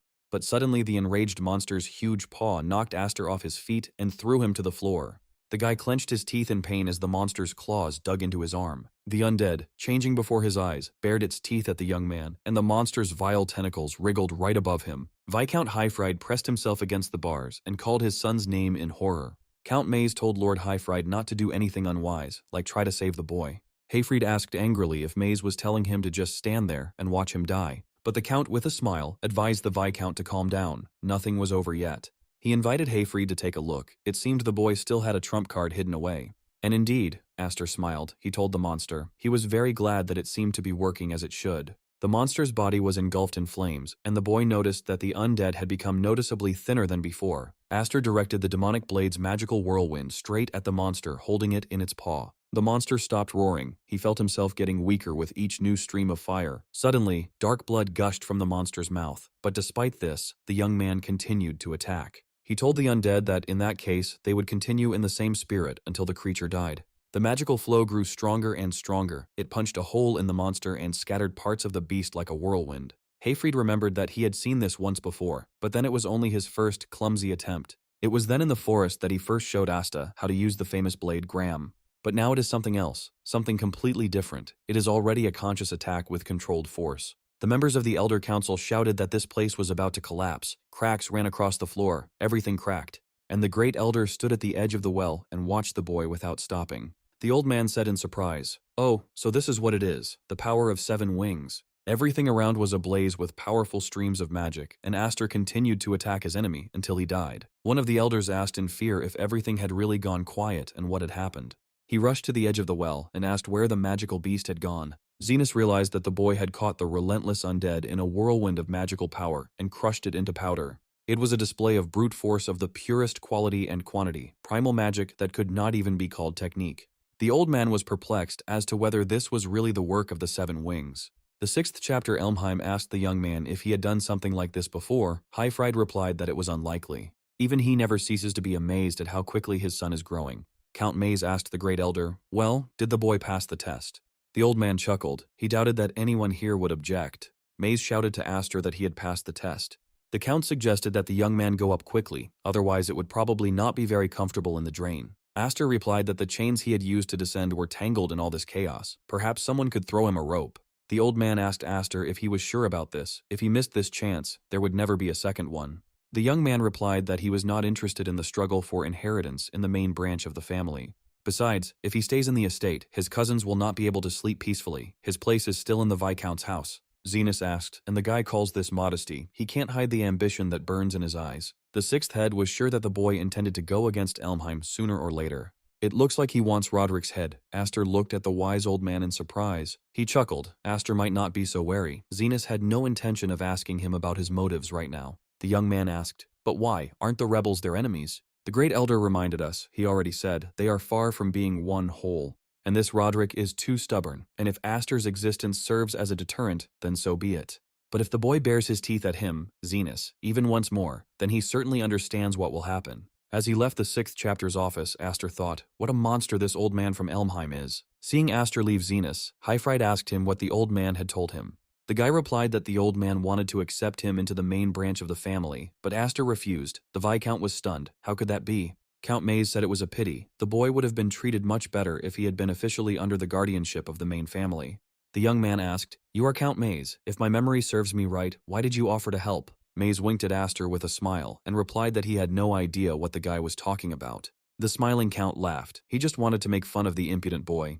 But more importantly, from today on, Aster has truly become a master of the 7 wings, both in word and in deed. He suggested that the guy look around carefully and strain his ears. Aster heard that he needed to get this power. He needed to get rid of the boy. After all, he was a child. There were ways to use him. As Aster himself said, the 7 wings crest has enormous weight, and from now on, the number of those who target it will only increase. The young man turned to Count Maze and asked if this meant that the Count was one of them. Maze didn't expect such a question. His handsome face stretched in surprise, but he quickly pulled himself together. The Count replied that he was actually the director of a knightly academy, and finding promising young men was part of his job.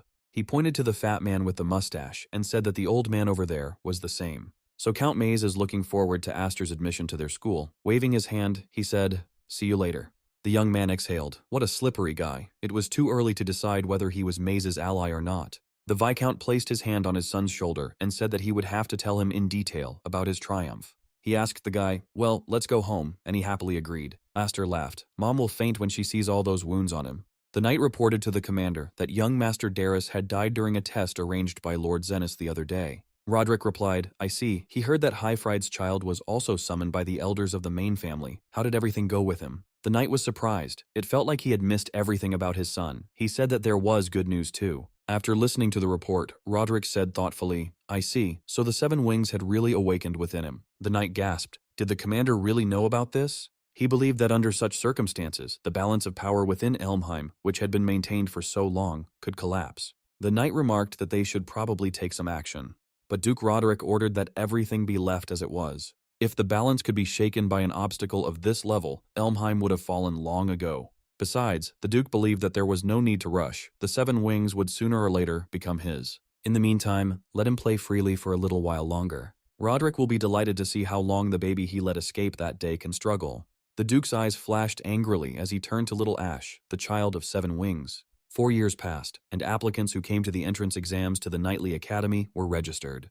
The employee urged the young people to hurry up. The exam would start soon. One of the guys patted his friend on the shoulder, asking if this was really the one about whom there were all sorts of rumors. The other one doubted it. Come on, he heard that guy was much tougher than this one. A receipt was placed in front of Aster, stating that the state and the knights are not responsible for injuries during the exam. He must sign it. After this, the young man must present his wing emblem. They cannot let in those who do not have magical powers. The document was signed. Okay, now the wing's coat of arms, and then the academy employee saw the name Aster F. Elmheim. He looked questioningly at the slender young man, so he was that very Elmheim. The guy smiled. He had to show his wing emblem, but it was in a place that wasn't so easy to show. Aster asked if his face wasn't enough to get him accepted into the Dorsal Knight Academy. In the huge courtyard of the Knightly Academy, many young men gathered, eager to get in to study there. Aster was walking calmly among the broad-shouldered guys when he heard someone trying to call out to him. Some guy told Aster that he was talking to him, to the one who was standing there with such an important air. It was Bigger Smythe. He said that he had never seen that face before. Apparently he was some kind of country gentleman who had made a mistake in the door.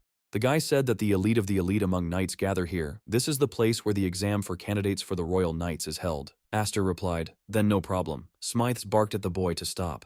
Everyone here has gone through grueling training, and yet they come back to take this exam again and again. Smythes asked, "What did that kid do? He showed up here waving that childish sword. There was no place for such a greenhorn swordsman here." Bigger Smythe added that if the kid just came to have a look, then he should get out of here. One of the guys noticed that he was at it again. Smythes had taken up hazing the newbies again, and he didn't get tired of it every year. But what's more important isn't the guy Smythes is hitting on the same Elmheim everyone's been talking about. This is the same Aster, the owner of 7 Wings. Suddenly Ash heard a familiar voice. Oh my, who is this? Could it really be Cousin Aster? The guy frowned as a smiling Grion walked towards him. Duke Roderick's son said cheerfully that they had not seen their cousin for a long time. Grion heard that no one even knew where Aster was born, so he took it upon himself to call him his cousin. Aster expressed regret about his cousin Darius. Grion replied that Aster shouldn't worry about it. Such a worthless person deserved death. On the contrary, he felt relieved that he was gone. Just because Darius was a year older, he was always acting like God knows what, and he was also a hindrance to Grion. Grion didn't know anything about the 7 Wings or anything else, but Aster was better off not underestimating those who belonged to the main branch, because now there is no one left here who could protect Aster. The examiner muttered, 2 from the Elmheim family at once. The candidates in this stream were unlucky. The guys knew that the main and secondary branches were still at odds with each other, and no one wanted to be caught between 2 fires. Bigger Smythe immediately changed the tone in which he had spoken to Aster. He obsequiously asked Aster if he was really one of the Elmheims. The young man laughed affably. He extended his hand to the guy and suggested that they call him simply Aster. The first exam began, and the examiner thanked everyone for their bravery and patriotism. Royal knights are different from those who run amok in the wilderness. They serve the king and protect the king. They are honorable blades who risk their lives for the king, and they have no use for dull or useless swords. The boys must consider this exam as a battlefield and show their true worth to the fullest. Ash knew what the examiner was saying was complete nonsense, but he was finally back here. When he was wingless, he was not even given the right to stand here, beyond this line of the world of the strong, which he could never reach. And the man who still rules at its pinnacle is the commander-in-chief of the Royal Knights, Roderick A. Elmheim. The boy mentally told Roderick to just wait there. He would catch up with him in a moment. But to do that, he must first get past this qualifying exam. The examiner suggested starting immediately and gave the signal to shoot. Heavy arrows were thrown at the candidates. This was the first test. The guys struck by arrows began to fall around as if they had been mown down. The first exam is a turret test. The winner will be the one who stays on his feet until the very end. The candidates rushed around the area, shouting in confusion about what they should do with this. Someone shouted for everyone to run. If they stayed here, they would all be killed. Another shouted to the knights to gather in groups and cover each other's backs, deflecting arrows. The examiner noted that, as expected, those who have experience from previous attempts know what to do. But even then, the survival rate is only about 30%. Such superficial measures soon reached their limits. What the examiners wanted to see was genuine military skill. This is the incredible power that only the owner of the wing emblem can achieve. One of the guys shouted, looking at Aster, "Why is this idiot just standing there? Is he frozen in fear?" Grion grinned. "Let him die like that, turning into a hedgehog." But Aster calmly drew the demonic sword Graham from its sheath to create a defense. Having filled the weapon with mana, the boy created a magical vortex that easily cut through arrows. The other academy candidates hiccuped in surprise at what that was. No one could believe that this guy had really blocked all the arrows. And Viscount Highfraid's son, smiling, suggested aiming at him with all his might. The examiners, who had seen a lot, looked at the boy with wide eyes. A magical whirlwind of enormous power attracted and broke powerful arrows. One of the candidates asked, "Hey, what kind of monster is he? Not a single arrow can reach him." The rest simply hid under Aster's magical currents and thus survived. The examiner smiled. This guy is manipulating the released mana to create an upward flow. What incredible mana control. It's like he's caught in a storm. The other candidates asked each other if it was really over. Thanks to Aster's technique, more candidates survived than the examiner expected. So what? The examiner said, "Excellent restraint, gentlemen. Look at the corpses around you. Those candidates who are still standing have passed the first test. There is no time to rest, so the examiner will lead them to the next test location." Bigger Smythes grumbled, "Yeah, what an instructor from the underworld." And this was after they had endured a shower of arrows. Aster asked with a smile, "Are you tired, old man?" Smythes was amazed that Aster looked so completely unperturbed. The instructor was amazed when he looked at Aster. He didn't show any signs of fatigue after releasing so much mana. He was eager to see how Asta, the owner of 7 Wings, would fight further. Gloomy Grion walked with the others to the place where the second exam was taking place. He remembered his mother's instruction that Grion must prevent Aster from becoming a royal knight at any cost. This had to be done for the future of their Elmheim. To ensure fairness in the next test, everyone will use the same swords, and everyone must hand in theirs. The guys grumbled. "Why is this such a hassle?" Aster asked. But it used to be different. Smythes noted that the swords they, the knights of the middle rank, carried were still almost no different from these. It's just a guess, but they were most likely wary because of Aster's strange sword. The boy looked suspiciously at the weak sword given to him. Grion remarked sarcastically. As one would expect from his cousin, it seemed he had already tamed a hanger-on. He turned to Bigger. Grion asked, if he remembered correctly, this is the heir of the house of Baron Smythe, right? Grion whispered that such a third-rate nobleman would receive a painful lesson if he wagged his tail at just anyone. Smythe immediately muttered, wait, Mr. Grion, this is a mistake. He has nothing to do with this guy at all. Aster smiled bitterly. Yeah, the atmosphere here is so-so. Most of the young aristocrats slavishly fawned over Roderick's son. The examiner turned to the gentleman and said he would now explain the rules of the second test, which would be a siege battle. All candidates will be divided into 3 teams and will fight for control of each other's camps in the forest. The camp is considered captured when the team's flag is raised on the flagpole. Any action that makes flags unusable, such as defacing or confiscating them, is prohibited, but there are no other restrictions. The examiner then announced the composition of the teams in which the candidates would take the test. The team with the red flag included Grion A. Elmheim. On the yellow flag team, the strongest fighter was the eldest son of the Nolan family, famous for their fencing skills. And on the team with the blue flag was Aster and several frightened nobles. Aster saw a smoke signal, a sign that the second entrance test had begun. Each camp has 3 flags. To win, you need to capture at least 2 camps, including your own. Smythe asked Aster if that meant only one team would advance. The boy confirmed and asked what was bothering him. Another explained that this meant that they would have to fight Elmheim, and this, Aster himself understood, was very dangerous. Aster looked at his teammates in bewilderment. Bigger Smythes asked him if he didn't get it. They were all just terrified of Elmheim's possible revenge. After all, their opponent is the young master of the main family of Elmheim. Even if it is a test, how can they raise a sword against him? If they raise their sword against Grion, they will probably never again be able to proudly call themselves knights. In the worst case, all their families and servants could be killed, and this is quite possible. No one wants to make an enemy of this family. Aster asked if they were giving up the challenge. Smythes replied there was always next time. Bigger added sheepishly that Aster would most likely not understand what they, the weaklings, were feeling. Aster rushed to the other camp alone. Just think, he was isolated during a team fight. But there is a point to this. Aster has already forgotten, but for the knights, Elmheim is exactly like this. This is a family of tyrants that cannot be resisted, and Grion, the symbol of this reign of terror. He remembered Bigger Smythe's words about Aster not being able to understand them. On the other hand, Aster is ultimately also one of the Elmheims. Running up to the enemy camp, Aster was surprised. It was somehow too quiet. Had no one really entered the battle yet? Perhaps the opponents are simply being cautious, or there is something else going on. Nolan, seeing Aster, said, "Oh, who would have thought that you would actually come here alone?" The swordsman assumed that this meant that everything was going exactly as he had predicted up to this point. Aster looked at Nolan in surprise. Who was he? Who was he even talking about? And why did Nolan take down his own camp flag? What happened here, and where is everyone else? Nolan threw a yellow flag, saying, just in time, he had some free time, and he would be Aster's opponent. The young man looked at the lone inhabitant of this camp in bewilderment, at a loss to guess where all the others had gone. Aster looked up and was surprised to see a red flag fluttering on the flagpole. He looked at the proud Nolan again and mentally asked the guy what all this meant.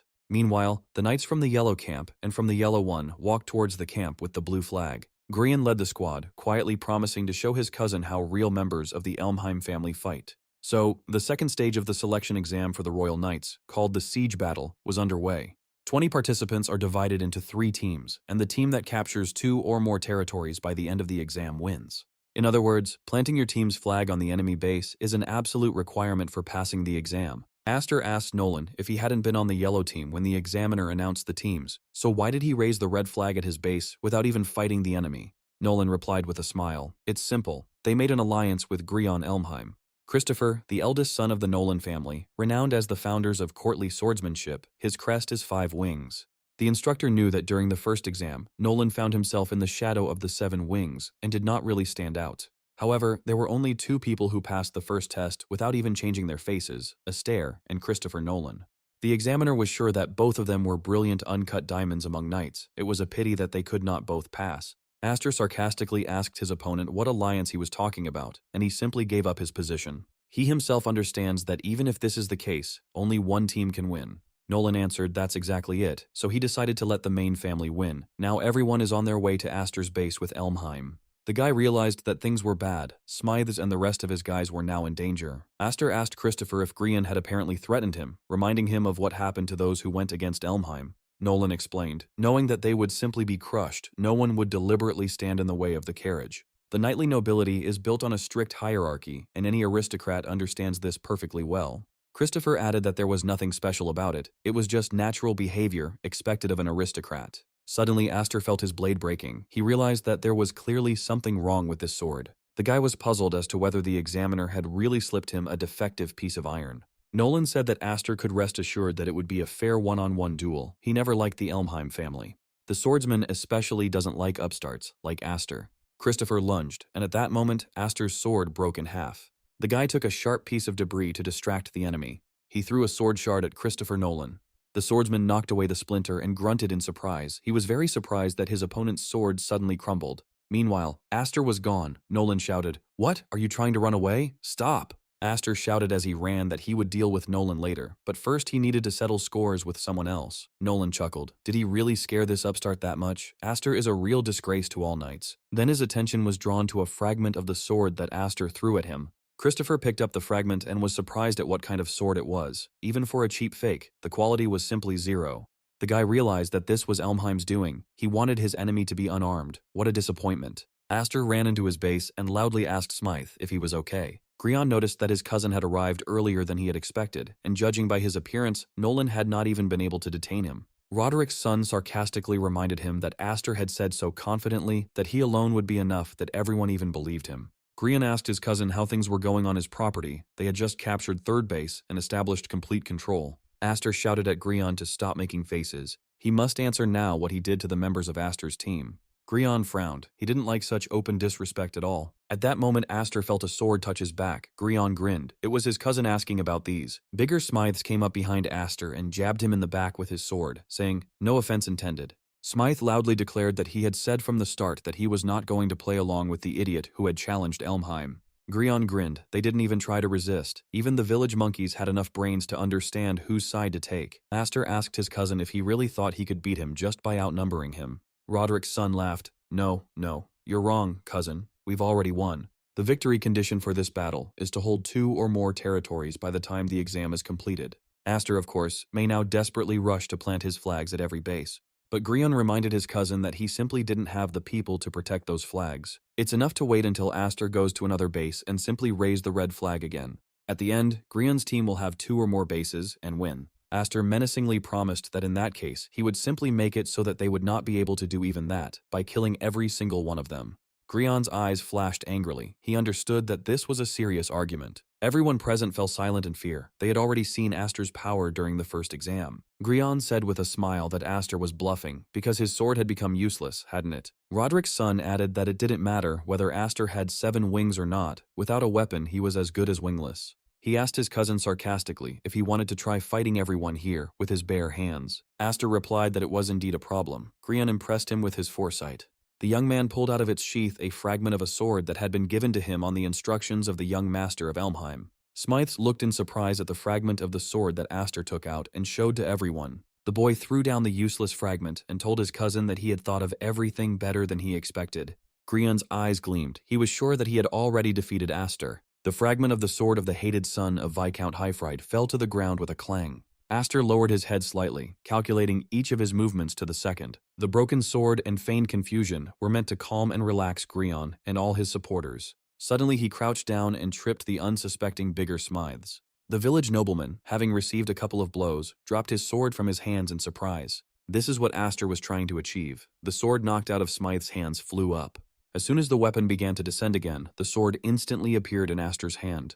The boy filled the weapon with mana and swung it around himself, scattering those who stood next to him with swords at the ready. Grion, standing on the fortress wall, was taken aback by what nonsense was happening. Aster turned to his cousin and told him that showing himself in front of him had been his big mistake. The guy warned that Grion had opened up too much and would now inevitably lose. Roderick's son swore, exclaiming that Aster was a real monster. Viscount Hyfried's protege released mana and instantly rose above the level of the fortress wall. Now he could calmly attack the bastard Grion, who had set up such a vile trap.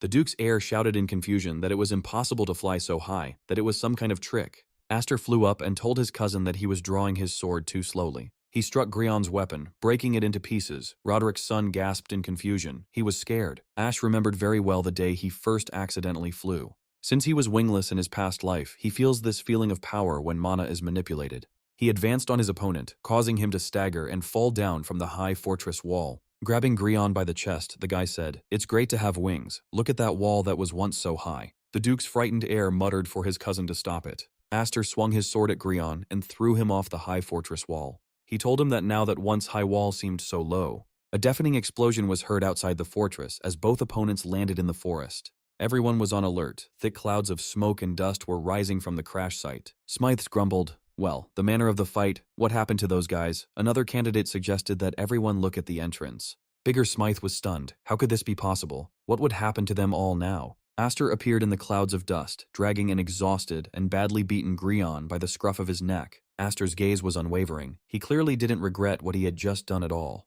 Duke Roderick's son hung like a sack in his cousin's hand, his suit torn, his body covered in abrasions and bruises. Entering the fortress, Aster threw Grion to the ground. The Duke's heir groaned quietly. Seeing the others, Grion muttered in a weak voice, "You idiots, why are you just standing there and watching?" The future Duke demanded that the knights kill Aster alive. This is Elmheim's order. The candidates for royal knights stood in indecision, unsure of what to do. Smythe, cursing, rushed towards the sword that someone had thrown down. Aster asked the boys if they were really that afraid of Elmheim's revenge. Bigger replied, "Of course they are afraid. His Smythe family is just a third-rate noble house that can be blown away by any wind.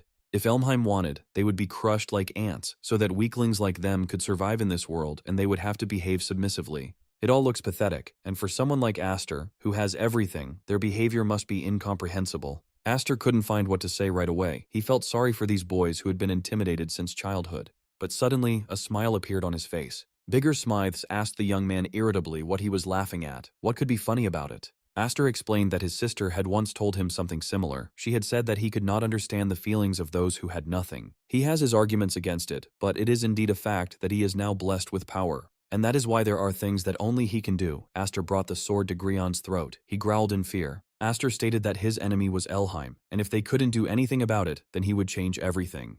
This current arrogant and despotic Duke of Elmheim, Aster promised to destroy him. Everyone was so frightened by what they heard that they were ready to run away as if they had said it. Grion asked his cousin in a barely audible voice what he was saying. He would pay for this with his life. Bigger Smythe asked Aster if he understood what he was saying, because it meant. The young man answered calmly, "Of course, he understands perfectly well that this is a declaration of war. No matter how much the knights fawn over the current Elmheim, at the end of this devotion, only betrayal and a miserable end awaits them. If they do not want such an inglorious end, then they must fight." Aster was sure that these 7 wings that he carried on his back were certainly given to him for this very purpose. So they too must choose which Elmheim they will follow, the current Duke, or him, Aster. Grion shouted at his cousin not to fool everyone. This simply could not be allowed. He told the boys that he remembered all their faces and names. Just let them try to betray him. Roderick's son reminded everyone that they knew very well what would happen to them then. Bigger. Smythe's face trembled with suppressed emotion, and large beads of sweat ran down it. The guy suddenly screamed, unable to contain it any longer. He cursed and threw his sword to the ground, showing that he refused to obey Grion. He quickly made his way towards the team's torn blue flag, asking Aster if he was really going to topple it for them. If Aster gave them hope, and in the end nothing changed, he, Bigger, would hate him with a passion. Aster answered Bigger seriously that he promised to overthrow Duke Roderick A. Elmheim. The guy stood there silently for a while, clutching their team's flag in his hands. Finally, he made up his mind and went out to the center of the fortress, raised the flag over his head, and waved it. He shouted that the eldest son of the Smythe family, Bigger Smythe, was on Aster F. Elmheim's side.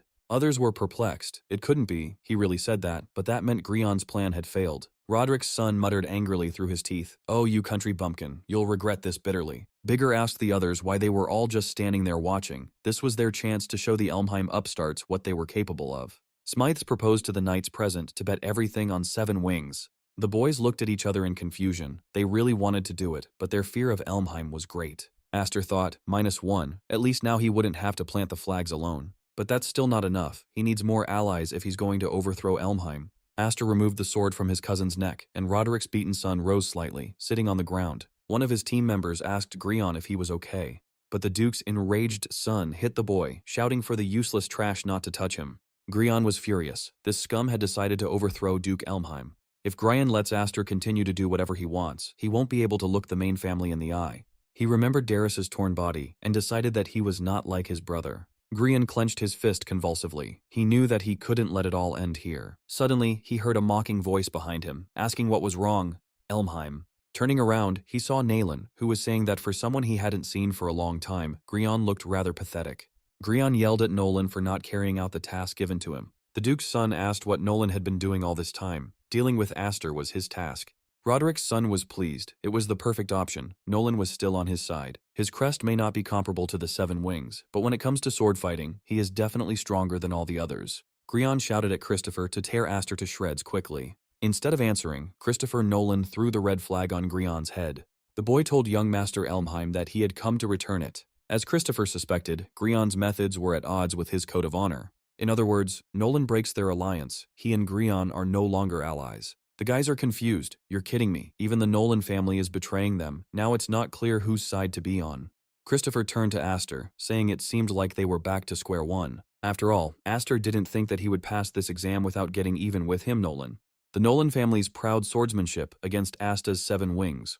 The boy turned around and saw that Christopher was ready to cross his sword with him, but there was no time for that. Nolan was determined. Aster was trying to figure out what to do. The fight could drag on, then he would definitely lose. Nolan lunged and offered to finally find out which of them was stronger. Aster easily blocked Christopher's attack and countered, "No, that would have to wait for now." The guy quickly counterattacked Nolan with a very unusual blow. Christopher was very surprised. He immediately realized that this guy had somehow become completely different, not the same as before. Aster slashed his sword across Nolan's blade, shattering it to end the fight. Nolan didn't understand what Aster was talking about. How to postpone? Did he forget? Only one team can pass this exam. Christopher jumped back from the enemy who had just destroyed his blade. He shouted to Asta that if they both wanted to become royal knights, they had to decide everything here and now. Aster replied that this would be a problem for him. The young man told Nolan that he wanted him to become a royal knight too. Christopher Nolan stared at Aster in surprise, wondering what he was saying. Aster noted with a smile that Nolan had incited everyone to overthrow Elmheim, so it would be rude to ask him to give up his dream. He stated that he had a plan to make sure that everyone got through here, despite the fact that they were on different teams. Nolan looked questioningly at his opponent, wondering what he was talking about. Grion frowned. He was at a loss to guess what this Viscount's adopted son had come up with again. Bigger asked Aster in confusion. He must be joking. It was simply impossible for everyone to pass. Aster said that he, of course, cannot guarantee it, but he is still confident of success. But for everything to work out, Aster will need the help of each of the candidates. So first we need to resolve the issue with our cousin. Grion's face lengthened. Was he really going to kill him? But Aster extended his hand to him and said, "Let's make peace, Grion." The examiner was surprised to see that all 3 multicolored flags were hanging tied together on all the flagpoles. He indignantly asked what all this meant. Did they not even know how to raise a flag? Aster explained that the victory condition was capturing 2 or more camps, but they were not told that only one team could raise the flag at a camp. They decided to form an alliance between the 3 teams and jointly occupy all the camps. The instructor growled at the guy. Did he want them all to pass? He apparently decided to make fun of the exam. Bigger was worried. He knew it wouldn't work, Grion confirmed. Of course not. Such twisted logic wouldn't work. The instructor asked Aster if he were ordered to attack and destroy enemy territory, he would simply shake the enemy's hand. Aster replied that if this enemy was more valuable alive than dead, then yes, he would have done so. The examiner stated that a knight is the sword of the state, and it is not for Aster to make such judgments. The young man asked the examiner if, in that case, he was apparently going to disqualify them all. But since they haven't broken any rules, wouldn't such a decision be an act of ego that goes beyond their authority? The examiner thought for a moment. The arguments of Viscount Highfried's son seemed quite compelling to him. Aster came up and whispered to him, "Besides, if everything failed this way, then Grion wouldn't do the same either. I wonder if the main family will keep quiet about this." The examiner glanced sideways at the gloomy and battered Grion A. Elmheim. The examiner thought even more seriously. No one wanted to quarrel with the great and terrible Duke Roderick Elmheim. Bigger Smythes noticed nervously, and so the great examiner went off to consult with his superiors. And they have been sitting in waiting mode for a whole hour. Bigger asked Aster if everything will really be okay with them. The guy was worried that they would all really fail, Aster answered evasively. Who knows? At the very least, they showed the Academy's leadership that this was worth discussing. Grion sat surrounded by his followers and frowned, realizing that he had lost completely. Bigger quietly said that he was very surprised that this rich man Grion agreed to cooperate, what Aster told him. The young man smiled cheerfully. "Oh, nothing special, really." And then the doors opened, and the chief examiner asked everyone present for attention. All the candidates immediately turned towards the doors. Some even jumped up from their seats in excitement. The instructor said that Director Mimir would now announce the results of the exam. Everyone should listen carefully. The boys turned to the director and froze in anticipation of what the Academy's leaders had decided. The instructor once again called everyone to order and silence. Now they would hear everything firsthand. Bigger Smythes asked in surprise, "That's the director of the Knight Academy." The guy was amazed. "This Mimir looks like an ordinary old man," Aster hissed at him, demanding to show at least a drop of respect. Mimir approached the young man and noticed that he must be Aster, because thanks to him they were faced with a truly difficult choice. Accepting so many candidates at once is unprecedented. There were proposals to re-examine, but with the support of the other directors, they decided to accept the students' demands. Aster cautiously asked the director what this meant. Mimir looked closely at the persistent and promising young man with 7 wings. The director of the academy smiled broadly and happily announced that everyone had passed. The hall exploded with joyful cries. Everyone was happy except Grion, who didn't fully believe that Aster's gamble would work. Christopher Nolan smiled reservedly. He was also happy, and just like Grion, he didn't fully believe that everything would work out. The director wished the children to continue to work hard and prove to them that their decision was not a mistake. Mimir clapped his hands and congratulated everyone on their enrollment. Welcome to the Dorasil Knight Academy. That same evening, the newly admitted students enjoyed their stay at the Knightly Academy. Bigger laughed merrily. It was just incredible. The food was delicious, and the baths were just huge. Smythes reminded the others that all of this was made possible by a stare. The guys shouted at him that they would follow the boss for the rest of their lives. Many of the minor nobles couldn't believe that Aster actually helped them all get through. Nolan chuckled. What a bunch of opportunists. Even though they were Grion's lackeys not long ago, he wasn't going to thank Aster. Bigger remarked that these were too big words for someone who had lost to Aster. Nolan objected. He simply agreed to a draw.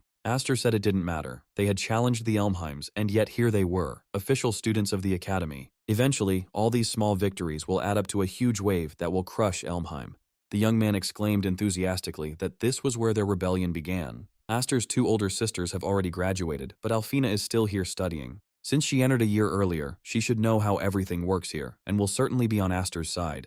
Their training at the Knight Academy begins tomorrow, but first they need to get used to life here. Aster came out of the bathhouse and suddenly felt that something was wrong here, some kind of suspicious silence. He turned around and was surprised to see that the first years had also come out of the bathhouse and were kneeling.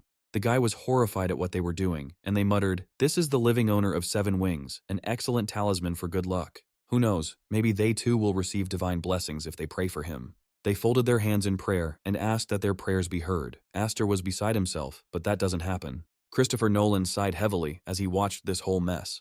The swordsman noticed that he was looking forward to the future with dread. Meanwhile, Grion was in the office of his mother, one of the directors of the academy. She said that her son had disappointed her. Instead of dragging this 7-winged child to the bottom, Grion completely lost and crawled back. Helen Elmheim frowned. She heard Grion even let Aster say that he was going to crush Elmheim. Does the son really want to say that he just stood and watched after such an insult? Grion begged his mother to forgive him. He would definitely correct this mistake. He promised to live up to her expectations next time, but at that moment he received a punch to the face, and blood gushed from his mouth from the blow. Lillian A. Elmheim, Grion's older sister, exclaimed that there would be no next time for such a piece of trash. She kicked her brother away and declared that such a useless brat would be better minced and fed to magical beasts. The girl said contemptuously that Grion was the same worthless loser as Darius. The beaten Grion begged his mother and sister to spare him. But Lillian continued to beat her brother, kicking him again and again. Grion looked at his sister's approaching merciless feet and cursed mentally. He suffered painful blows and thought, damn it, it's all because of him. It's all because of that freak. In the fortress, Aster extended his hand to Grion and offered to cooperate. It would be worse for him if he returned empty-handed. Grion asked what his cousin was talking about, and he explained that if word reached the Great Elder about what had happened here, if Zenas finds out that Grion was framed by some trash from the side branch and failed the exam, he will definitely kill him.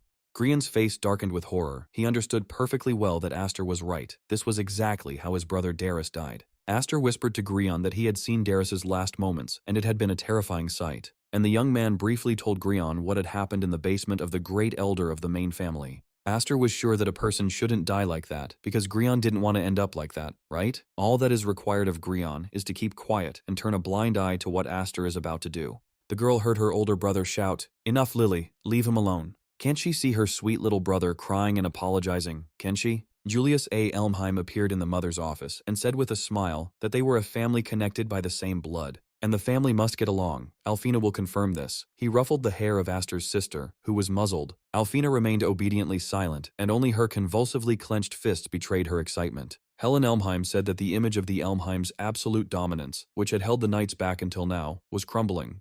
This image began to waver with the appearance of the owner of 7 wings, this adopted son of Viscount Highfried. Duke Roderick's wife told the children that this is why the 2 of them must remind the knights that they are not here just for show. Lillian was delighted. Her mother had officially given them permission to torment these impudent newcomers. Julius broke into a satisfied smile as he heard his mother's order to show everyone what real violence was. The next day, first-year students at the Night Academy began practical classes. The teacher told them that they had all been chosen as cadets for the glorious Royal Knights. However, the Royal Knights are an elite force in combat, strategy, and any other area, superior to other knights. Of course, those cadets who wish to join the ranks of the Royal Knights must also be special. All first-year students had to cut down a strong pole to show their level of strength. The Dorasil Night Academy divides all trainees into 6 ranks based on strength level. The Academy's directors designate the curriculum based on the abilities of students of different ranks. In other words, the more capable the children are, the more opportunities they have to learn advanced techniques. Those who have neither strength nor ability, even after entering the Night Academy, will not last long here. If a student can only swing a sword, then he is 3rd class. If a cadet has mastered magic, then he belongs to the 2nd class. Only by mastering both the sword and magic can one become a 1st-class master. There is nothing to teach ordinary fools. If the guys want to learn better techniques, they must become stronger. Constantly proving one's strength is the only freedom granted to the students of the Night Academy. As if in response to the teacher's words, Aster concentrated his magical power and delivered a powerful blow. Everyone was stunned when they saw that Aster had knocked down a pillar with one blow, which some could only scratch with their swords. The young man stood calmly near the destroyed pillar while the others whispered admiringly. The teacher, looking at the pole, exclaimed, "Excellent," and suggested that the others try to reach this level first. The guys unanimously replied that there was no way they could do that. Director Mimir and the chief examiner watched the testing of the newcomer's strength closely from the balcony. The examiner was amazed. So these are the legendary 7 wings. What an incredible talent. It was so easy to handle a golem-quality magic pillar, Mimir agreed. Yes, the boy was certainly special, but the hidden potential of the 7 wings goes far beyond this. It needs to be developed. If Asta is satisfied with who he is now, he will end up being eaten by the dragons lurking in this academy. Hundreds of talented knights have already fallen victim to them, and the directors are unable to resist this tyranny. Bigger Smythes was genuinely indignant at the ranks at the Knightly Academy. They finally passed the exam, and they are still being tested. The Royal Knights are a complete meritocracy. Of all the first years, the only ones who don't start as 6th rank students are Asta and Nolan. Bigger sighed as he realized they were already falling behind, but he knew it would be that way. Aster said that Bigger would not become a Royal Knight until he reached the 2nd rank or higher. They'll be in trouble if the others don't catch up with them and Nolan. Bigger shrugged, and the boss is very strict. The young man was surprised why Bigger kept calling him boss. Smythes became wary, but Aster shouldn't say that he forgot. He himself said that he would crush Elmheim. Then, in the fortress, there were quite a few guys who took Aster's words seriously. The boys believed that perhaps Aster could change their situation and save them from years of humiliation. Bigger put his arm around the young man and cheerfully asked him to let them follow his boss. Smythe dreamed of crushing Elmheim along with Aster and the other eternally humiliated minor nobles. Aster replied that then he must become even stronger to protect all his followers. The young man thought, Bigger is right, the main task is to crush Elmheim. To do this, he needs to become even stronger. Bigger Smythes heard his stomach growl and decided they needed to eat first. If they are that hungry, they won't survive an intense daytime workout. Approaching the dining room, Bigger asked in surprise what was going on and why everyone was standing there in a crowd. He asked the guys if everything was occupied there, or what. The guys, seeing Aster, said that something terrible was happening there. The Elmheims were sitting there. Julius, tearing off a piece of bread with his teeth, asked the young man, "Oh, so he is Aster." He hung around for so long that they started eating without him, but you are welcome to come in. Julius greeted his brother with a smile, and a pleased Lillian sat next to him. Bigger was stunned. "Just don't tell me that this freak," Aster confirmed. "Yes, this is his cousin. Julius A. Elmheim, the 2nd son of the main family and 2nd in line of succession, and his younger sister, Lillian. They are brother and sister, known as the most cruel in Elmheim. The sadistic tendencies of these two began to manifest themselves in childhood, and then they turned into real monsters. Aster had completely forgotten that these monsters were here too.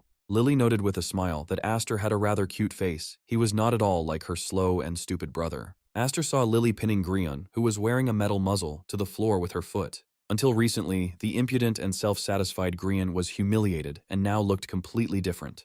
Bigger Smythes asked in confusion what that tasteless mask on Grion was, what it all meant. Aster replied, "These are iron shackles, a disciplinary device that the Elmheims use to correct failures." He remembered that once, as the wingless Ash in this monstrous family, he himself wore this terrible mask. Julius noted that Aster knew a lot for someone who grew up in a soft side branch. Julius looked at Grion and said, "This guy has the surname Elmheim, and yet he was placed in the 6th rank during the selection today. It's a pathetic story, isn't it? This puppy is a disgrace to the glorious name of Elmheim." Julius laughed and explained that he had given Grion a gift from his kind older brother to help him try harder. If you make water, food, and fresh air a reward, anyone will work as hard as they can, as if their life depended on it.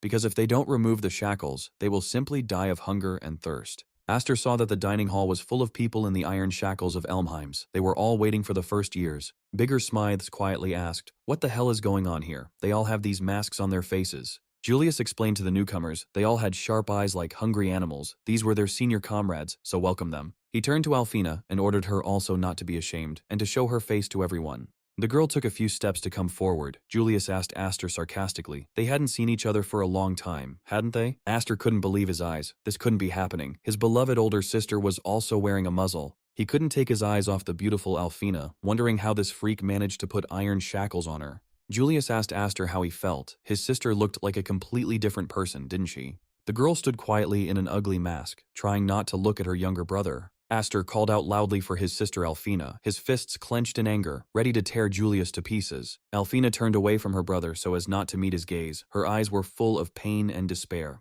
The young man clenched his teeth, his face darkened with anger. He did not understand how his feisty and cheerful little sister had turned into a doll. Aster's insides were seething, and he immediately grabbed the hilt of the demonic sword. He screamed that Julius was a scumbag, asking what the monster had done to his sister. Instead of answering, Julius threw his loose mask onto the dining room floor. He laughingly advised his younger cousin to relax. There was no need to make such a fuss about it. The mask fell right in front of Grion, who was lying on the floor and serving as a kind of living rug for his older brother. Julius reported that he had made sure to prepare enough iron shackles for all the newcomers. He smiled and suggested that everyone throw a fun welcome party. Roderick's son ordered those in helmets to quickly recruit new recruits. These are their youngest of the iron shackles. Julius warned the chained ones that if they wanted to eat properly tonight, they should all put on masks and bring it here. The cadets, cuffed in iron, drew their swords and rushed towards the newcomers. Bigger Smythe cursed. These seniors, their eyes are completely glassy from these masks. Christopher Nolan noticed, and they are not bad. At the very least, they should all be no lower than 4th rank. Bigger had, of course, planned to fight the Elmheims, but he never thought that they would attack them like that, out of nowhere. He asked Aster what they should do. At this rate, they themselves would become part of this masked crowd. A demonic gram filled with mana glowed in Aster's hands, and several senior students were flying towards it. One swing was enough to knock out everyone who came close to Aster. The young man's eyes were blazing with rage, and he really regretted that he couldn't kill Roderick's children right now. Bigger Smythes noticed with alarm that this guy also had a furious aura. Aster asked cousin Julius what exactly he was trying to do now. He advised his younger cousin not to be so tense. It was just his gesture of goodwill. A bunch of mediocrities without a single worthwhile skill simply rode on Aster's back to pass the exam and think of themselves as great cadets. When the lower classes are worthless, even those at the top are looked down upon. But while he, Julius, is in charge here, he cannot allow such laxity. So he, the Duke's heir, took it upon himself to care for the newcomers in the Elmheim style. Aster growled that that was not what he was asking about. Julius looked questioningly at the Viscount's adopted son. Graham's magic instantly intensified, and Aster sternly demanded that Julius quickly remove this abomination from his sister's mouth. The young man rushed at Roderick's son with his sword, growling that he meant exactly that. But suddenly, Alfina stood in Aster's way and crossed her flaming sword with him. Aster asked his sister what she was doing. Julius smiled wryly. This picture made him very amused. Alfina looked at her brother in silence, unable to say anything because of the iron shackles on her face. Julius told Aster not to hold a grudge against him. His sister was here with him entirely of her own free will. If Aster thinks he is lying, he can ask her himself. He turned to the girl, asking, "Right, Alfin." Alfina stubbornly walked towards her younger brother with a sword, ready to protect Julius. Lillian noted with a smile that her brother Julius was so naughty, pitting his brother and sister against each other. It had been a long time since Aster had last heard from his sister, and his mother was worried because there had been no news from her. But Aster couldn't even imagine that something like this would happen to her. Aster shouted to Alfina. He didn't know what happened, but she didn't have to do what these people said anymore. He promised her that he would save her right now, but in response, Alfina furiously attacked her younger brother. Aster looked at his sister in surprise. He didn't understand what all this could mean. Suddenly, Aster heard Christopher Nolan's voice behind him. He asked the young man why he was hesitating. If he's not going to finish off Julius Elmheim, Nolan will do it himself. He told Julius that he had even less nobility than his brother, and that it made him sick that such a man called himself a knight. The swordsman demanded that Elmheim raise his sword and fight like a nobleman. Christopher promised to burn his Nolan family's style into Julius's flesh. Grion's older brother carelessly threw the mask of iron shackles at Nolan's feet. Catching Nolan's sword, he asked if the guy who swung the sword a little harder should really be considered a great knight. Nolan suddenly felt his sword heat up and catch fire, transmitting the flames to his body. Julius's menacing figure loomed over Christian, and Roderick's son exclaimed that Nolan was sorely mistaken. The swordsman realized that this magic was simply terrifying. It was so hot, his right hand was burning. The guy tried to stop the magical fire, but he couldn't. His body caught fire, causing terrible pain. Julius said with a laugh, "The strongest is the greatest. The kid should remember that." He kicked Christopher away from him, sending his useless weapon after him. Bigger Smythes rushed over to him, asking Nolan if he was okay.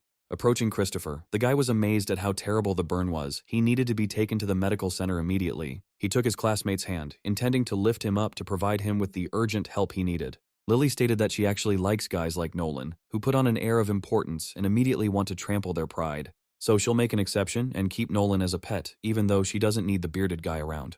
Julius said that being weak is indeed a sin, isn't it? Talking nonsense is the privilege of the strong. Aster also used his position to gather allies, didn't he? Meanwhile, the senior students were shackling the newcomers, and calls for help were heard from all sides. Several of Aster's comrades had already been mercilessly shackled in iron shackles. Julius told his cousin that in the end he was simply being absorbed by something stronger, so what direction was his future heading in? Aster realized that they all knew about his claims to overthrow the power of the Elmheims. He clutched the demon sword and rushed at Julius, wanting to deal with this villain right now. But Julius's magical defense stopped Aster's sword attack like reliable armor. Julius grinned wryly, too confident in his defenses to be afraid of anyone. Aster felt as if his sword was stuck to the magical protection of his older brother Grion. Roderick's heir reached out and grabbed the hated boy by the throat. Suddenly Aster felt his whole body on fire. Julius used his fire magic. Bigger Smythe called out to Aster in fear. The boy was terrified by the power of this Elmheim. Julius asked contemptuously if this was all that the legendary power of the Seven Wings could do.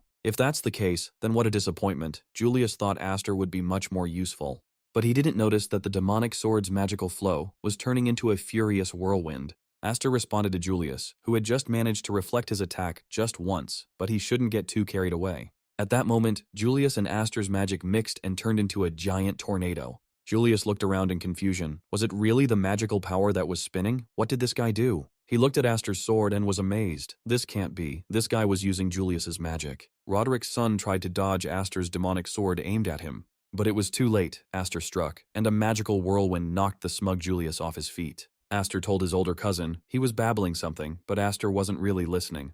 Julius crashed into the large dining table, breaking it with his massive body. Aster asked the senior if he would repeat what he wanted to say one more time. Although the trash should keep its mouth shut, that's the Elmheim family rule. The young man asked his older cousin if he was right. Bigger, taken aback, muttered, "This is incredible," and the others also looked at the discarded Elmheim in confusion. Lillian was amazed. This idiot from the Viscount's family actually did it. No one in the Knight Academy had ever given her older brother such a rebuff before, much less rejected him. Aster frowned. He had expected Julius to take much more serious damage. Roderick's son stood up, saying that it hurt like hell. Aster really did send him flying, unexpectedly. Julius shook himself off and asked with a laugh what Aster would do if he scratched his precious wing crest. Bigger gasped in surprise. It seemed like this Julius was completely fine even after such a powerful attack. Lillian laughed cheerfully. Her brother is so pathetic. Was it really necessary to mock him like that just to get beaten? Julius asked Lily not to be cruel. Julius stood up and picked up his sword. He noticed that he had feelings too. The older cousin asked Aster sternly how he dared call him trash. He played along with his little performance, but now Aster had completely lost his fear. Julius asked the young man if he was ready to die. It couldn't be otherwise after such an insult. Aster calmly replied to Julius that it would be better to get down to business straight away, without any unnecessary loud statements. He suggested to Roderick's son that he should just attack and stop wasting his breath. Julius filled his sword with fire magic and prepared to attack the Viscount's impudent adopted son. There was not a drop of fear in Aster's eyes. He was ready for a fight to the death. Suddenly everyone heard a commanding voice that said, "No, you both have had enough." Count Maze said, "My God, you've really caused a stir. What do you think a dining room is for anyway? If the cadets are going to be so rowdy, then he, as the director, has no choice but to intervene." Julius growled, "Get lost, Maze. There's no place for a pathetic lackey here." The Count advised young Master Elmheim not to speak like that and to stop this fight immediately. For a top-ranked student and a candidate for the top graduate to use his strength against a newcomer, this won't be good for Julius's reputation, so he better put his sword away. Count Maze stood between Julius and Aster and insistently pulled Roderick's son's sword aside. Julius snorted in displeasure. Maze had ruined his mood with his intervention. He pulled the sword aside and said loudly to the free newcomers, "Okay, consider yourself lucky." The Duke's heir ordered his boys to leave. The welcoming party was over. An angry Aster yelled at Julius to stop. They weren't finished talking to him yet. At that moment, Count Maze placed his hand on the young man's shoulder, attracting his attention. He told Aster that he really needed him to do him a small favor. The young man saw Alfina leaving with the rest of the squad wearing Julius's masks. Aster called out to his sister, who flinched and clenched her fists but continued to walk along with the others. She only turned her head slightly and looked silently at her younger brother.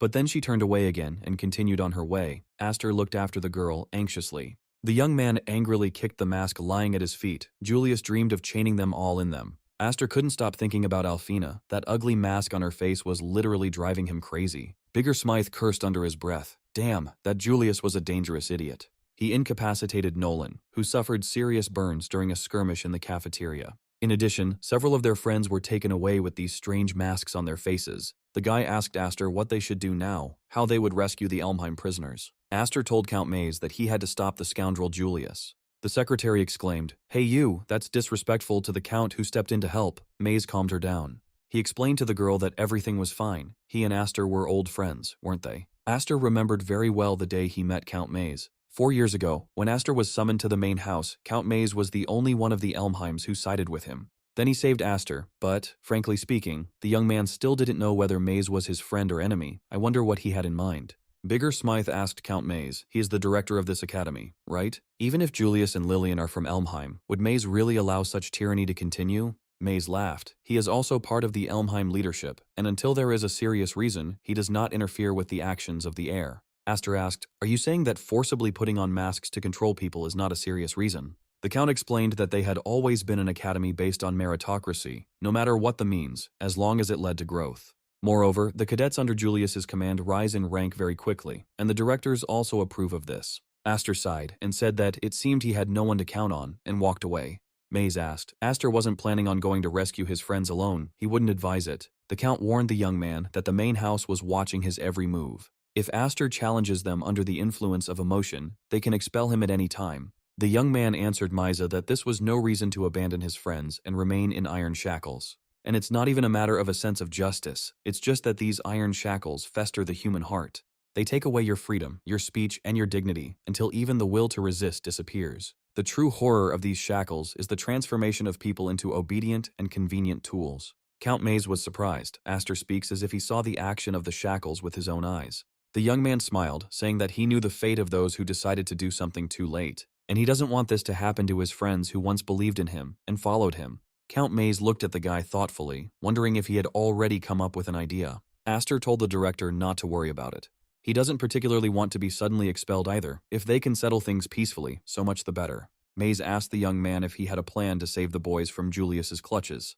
The guy looked closely at the mask he had taken with him from the canteen. He asked Maze with a smile. He knew how he fought, didn't he? 3 days later, the first-year students continued their classes, and the knights trained their endurance. Smythe was very surprised that Nolan had already recovered from the wounds he received from Julius. Nolan replied, "The training program for the 4th rank will also start soon. There is no time to rest." He added, "Besides, it was just a scratch." Smythe sighed. He seemed to hate losing too. Nolan said that what was more important was that they should worry about Aster. Why the sudden change in mood? Aster ran ahead of everyone, and on his face was a mask of the iron shackles of the Elmheims. Julius was very surprised that his brother had the nerve to come to him again. He still hadn't forgiven Aster for what happened earlier. How dare he publicly insult him, his older cousin? And after all this, Aster bursts in here uninvited and declares that he wants to make a deal. Julius's eyes flashed, and he asked angrily who Aster thought he was. The young man answered calmly. As he had already said, he came to pick up his sister and comrades. He threw the mask he had picked up in the dining room on the floor. In exchange, Julius can put iron shackles on him, Aster. This is his only condition. Alfina looked at her younger brother in surprise. She was perplexed by what Aster was planning. Rumors that Aster was suspected of rebellion had probably reached the cousins. Putting a collar on a rebel wasn't such a bad deal. Lillian asked Aster if he was crazy, if he wanted to become a tame dog himself. Maybe he was a masochist. Julius noticed that for the Elmheim family, Aster was like a thorn in the side of the family. The director and the others would certainly be delighted. And the menacing shadow of the mother hung over the young generation of the main Elmheim family. But Julius didn't think that Aster was the type to obediently obey what his cousin was up to. Aster paused for a moment and then replied, "Nothing special." Roderick's son frowned and looked closely at the stubborn young man, trying to understand what was really on his mind. Aster reminded that this mask is blocked by magical power, and only they can remove it. They can kill him at any moment. Was the cousin really so unsure of his ability to tame him, the Viscount's homeless adopted son? Julius's aura flared with anger as he melted the wine bottle he was holding. This guy was a tough nut to crack. Aster's older cousin finally responded that he accepted the boy's challenge. But since Aster had gone this far, a simple exchange would have been too generous a gift. All the captives looked with hope at Aster, who had voluntarily come to their rescue. Julius declared, 7 days, no, 10 days without food and water in this mask. If Aster managed to survive, he would let them all go. Alfina shook her head in fear, trying to say, no, Aster, this is absolutely impossible. You will simply die. The girl's mind's eye saw a picture of her little brother weakening and dying. The young man agreed, and then they shook hands. He knew very well that iron shackles corrode a person's mind. He was raised as a tool in the Elmheim family for a long time, and he knows this better than anyone else. His sister shouldn't become like that. The Alfina that Aster knows is passionate and always tries to appear brave. Although she was easily hurt like anyone else, she was a strong sister who never showed weakness in front of others. But now she can't even fight back against such people, and only looks at Aster with such a helpless look. Aster asked his sister not to worry. He would free her. Lily approached her cousin with a mask and suggested not to waste time. The instructor called out to one of the cadets, who had fallen to the ground, exhausted, without finishing the exercise. The teacher sternly asked the student who gave him permission to rest they should continue studying. Grian was sweating profusely. The mask was making it hard to breathe, he thought. Damn it, why does he have to go through this? Bigger muttered, oh my god, this demon instructor doesn't show mercy even to those in masks. They'll die before Aster saves them. Nolan noted philosophically, although for one of them it could be called karmic retribution. Bigger was surprised. Several days had already passed, and Aster was still acting completely unperturbed. Does having 7 wings really make even your endurance so monstrous? Nolan knew very well that a person can live without food and water for a maximum of 3 or 4 days, a week at most. And this is only if you lie motionless, like a doll, so as not to waste your energy. But with such grueling training day after day, it is impossible to endure without food and water. No one would be surprised if Aster had already long since crossed his limit, but he even outpaces most students. Christopher asked the boys if they had heard the rumor about what happened to the child with 7 wings before he was taken in by the Viscount's house.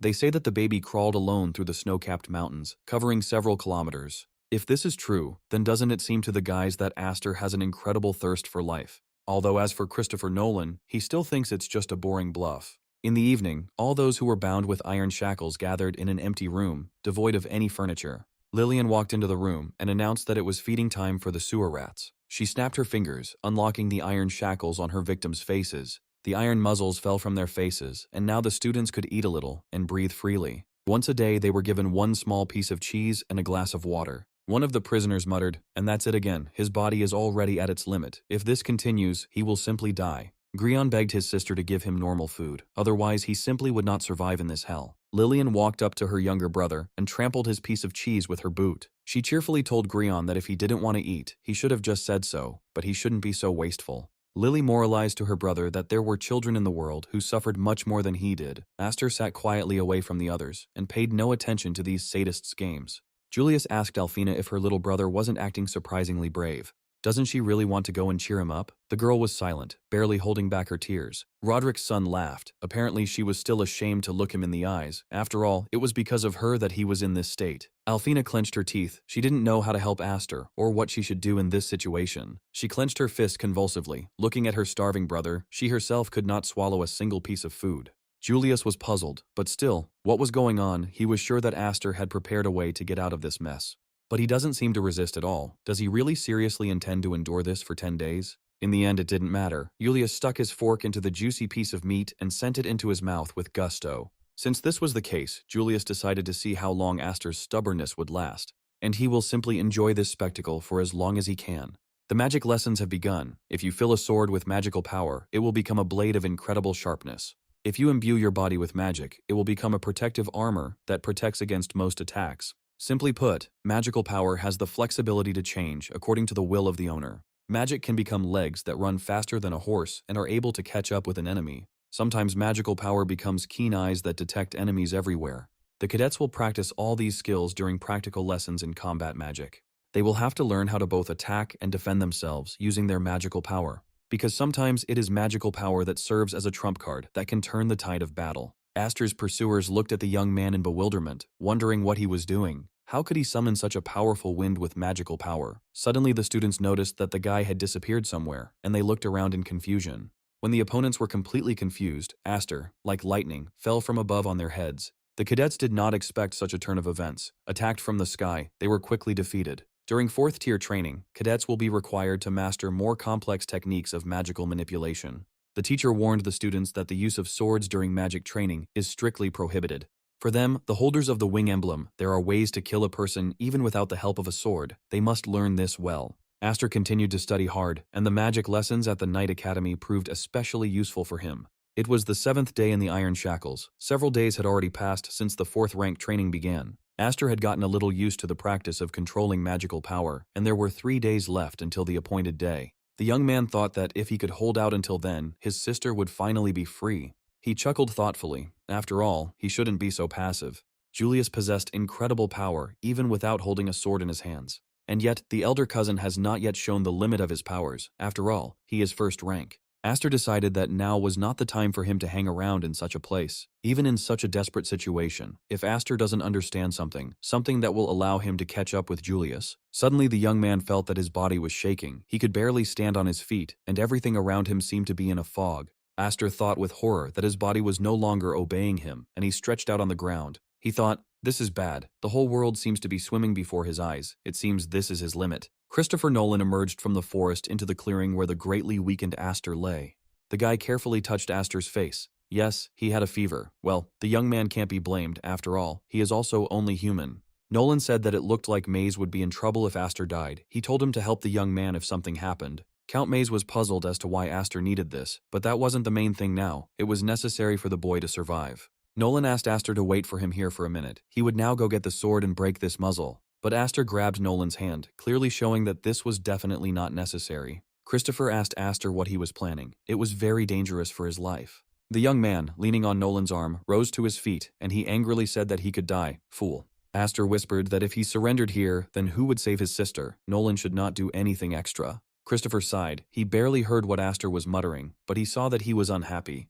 But no matter how much Aster clung to the promise he made to Julius, it didn't mean the Elmheims would do the same. At this time, the forest clearing was surrounded by a squad of masked men, the cadets' eyes blazing with anger. Lillian cheerfully noted that Aster looked absolutely terrible, and she thought he would always be so cheerful. The girl laughed. If her cousin were to walk around like that at such a late hour, he would be mistaken for the undead and killed. Aster realized that Lily had come to finish him off. Nolan asked her what she was doing here with this crowd of people with gloomy faces. Right now, the first-year students are in the midst of 4th-tier training. Lily clearly didn't come here to review the material. She smiled. These 4th-rank kids wanted to show off in front of her, so she came to see. You could consider this a kind of open lesson. The instructor said he was not at all against it either. Julius's younger sister jumped up into the tree, signaling to her subordinates that they could begin. She stood on a high branch and looked down with a smile at the obstinate youth with 7 wings. Lillian said that what she wanted most was to see Aster on his knees, crying and begging her for mercy.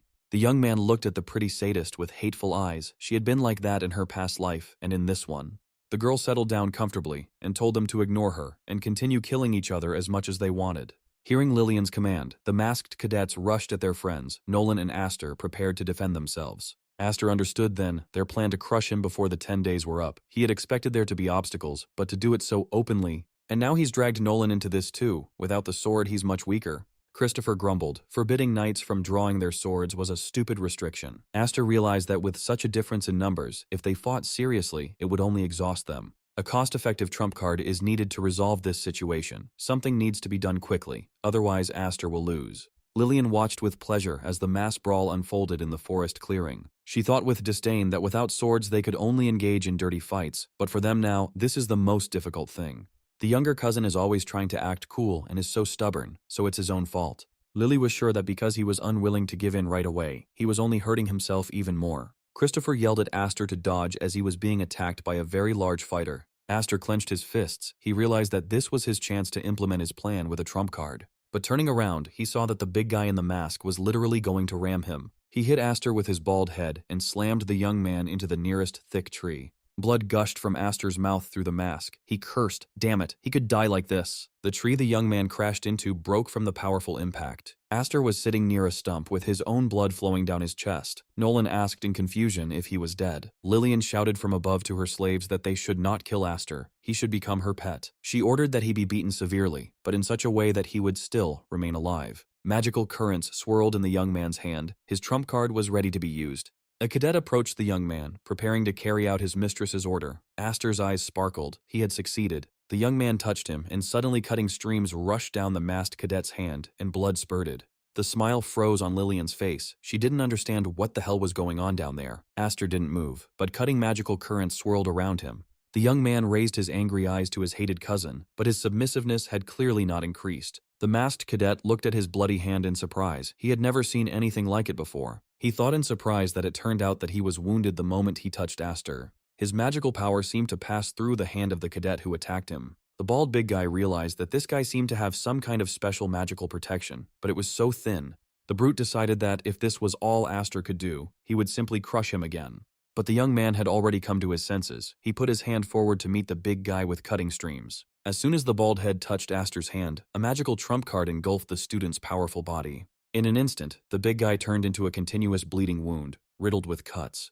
The cadet fell at Aster's feet, generously drenching the forest clearing with his blood. Lily was horrified. It couldn't be. Even though Aster was only rank 4, he was already able to use attribute change. Now this whole crowd of attacking students in iron masks was not at all scary for Aster. Lily understood that this was a completely different level compared to the basics, like strengthening weapons or herself. It is a subtype of magical energy manipulation that gives it individual properties. Most of the Elmheim puppets possessed only simple brute physical strength, enhanced by magic. Brother Lily's magic has the attribute of fire, incinerating everything it touches. And Aster's magical power has the attribute of cutting, which shreds everything in its path. Even second-tier mages and above will never be able to master this unless they have an innate sense. And we must also take into account that this is a technique of the highest level of complexity in execution, and Aster wields it with amazing ease, as if he had been doing nothing else his whole life. Soon all the knights who came with Lillian to the forest clearing were cut up and unable to stand on their feet. The girl understood. There was no doubt. Even the current Aster was capable of killing people with magical power alone. Nolan mentally asked Aster if he was still going to be one step ahead of him. Lillian jumped down from the tree and exclaimed, "Not bad." To be honest, she didn't think Aster would go that far. But while it may look impressive, Aster hasn't actually killed a single person, has he? She said with a smile that this would not stop her soldiers. Did not Aster understand that? She kicked one of the wounded cadets. His bloody body shook, but he began to rise with difficulty. The girl took the saber out of its sheath and filled it with her magical energy. Lily lashed out at the wounded with magic and screamed, "Get up quickly, you useless scum." Nolan was amazed that this brat was calling such strong cadets scum. Aster silently looked at this picture. He used his magic to cut the locks holding the iron shackles on the boys' faces, destroying Lillian's magic. Suddenly, all the masks began to fall from the cadets' faces. They looked at each other in bewilderment. Lily's face fell. Why did all the locks break at once? Could Aster really have destroyed her high-level magic? Many people asked in surprise why the mask had fallen off, and whether they had finally been released. As soon as they took a deep breath, smiles appeared on their faces. Thank God they can breathe. Nolan quietly told Aster that he was an idiot for doing such a thing in the middle of a battle. In fact, Aster had broken the muzzle locks much earlier, when he inflicted painful but not dangerous wounds. Lily grinned, and so what? As soon as they eat, they become so obedient that they put their masks back on themselves. The girl claimed that these guys knew their place perfectly well. She didn't know if Aster tried to become a hero, but it was all useless. Lillian yelled angrily at her soldiers. "Hey, what are you doing? There was an order to beat up this idiot." But the cadets, freed from the iron shackles, were no longer in a hurry to carry out Lily's orders. She looked from one to the other in confusion, trying to figure out how to put pressure on them without masks. Julius's sister clenched her fists and growled, "What the hell are they doing? Why are they turning away from her and walking away?" Nolan smiled. It seemed their souls hadn't rotted completely since they were still resisting after the shackles were removed. He asked Lillian what she would do now that she would go against him. The girl grimaced. She didn't want to fight the famous Nolan at all. Aster looked at Nolan silently and pointedly. He didn't understand what was going on. But since Aster is silent, Christopher Nolan decided to speak for him. Lillian chuckled. With that much force, breaking his own mask would be a piece of cake for Asta, wouldn't it? Could it be that the cousin endured all this so diligently until that very promised day? She laughed slyly. For someone who was trying to crush the current Elmheim, Aster was unusually obedient, didn't it seem to him? But he could believe her. Such behavior would definitely come back to bite him. Lily hoped her cousin understood her. The young man frowned. No, he couldn't do that. After all, he was a member of Viscount Highfried's house. He couldn't do anything that his father and the rest of the family couldn't be proud of. Aster suddenly grabbed his head. Nolan asked Aster what was wrong with him, but the young man had already begun to lose consciousness again from incredible weakness. He cursed mentally, his body obeyed him less and less, and his consciousness became clouded. But the falling boy was caught by his older sister. She hugged her brother, not allowing him to fall. Losing consciousness, Aster wondered in surprise if this could really be his beloved little sister, the beautiful Alfina. There were tears in the girl's eyes. Aster had indeed always done reckless things, ever since childhood. She asked him to forgive her, even though she is his older sister, but she always allows him to save her. But now he gave her the courage to stand up to those fiends from the Elmheim main family. So she will be okay now, and she will be able to fulfill her duty as an older sister. The unconscious Aster was carried into the room and laid on the bed. Having regained consciousness, the young man immediately remembered his sister. He vaguely remembered that she had caught him when he was falling. He sat up in bed, trying to figure out if this was real, or if he had just dreamed his sister. Suddenly he saw some paper. It was lying on the blanket, and Aster did not notice it at first. The guy reached for the neatly folded piece of paper. It was clearly some kind of message. He quickly ran his eyes over the lines and was horrified. It was a note from his sister Alfina. The young man nervously crumpled the piece of paper and frowned. It couldn't be. She couldn't bring herself to go against Julius and Lillian. He jumped out of bed and rushed to the Elmheim residence, afraid that he would be late. Alfina would definitely not be able to stand up to them. Opening the door, Aster saw Count Mays, who asked where the guy was going in such a hurry. One of the academy's directors noted that the young man was not yet in a condition to be walking around here. Mays saw a crumpled piece of paper on the floor that Aster had dropped in a hurry. The Count was surprised. What was it? He unfolded the crumpled piece of paper and read a note from Alfina. She thanked her brother and asked him to forgive her. Even though she was such a cowardly older sister, Aster tried to help her break free from the iron shackles. But now it was her turn to help her brave little brother. Just like he once protected her at the sword dance festival, engaging in a fight with Darius. Aster ran and cursed, just so that his sister would not do something stupid. He did not put on these iron shackles so that she would do that.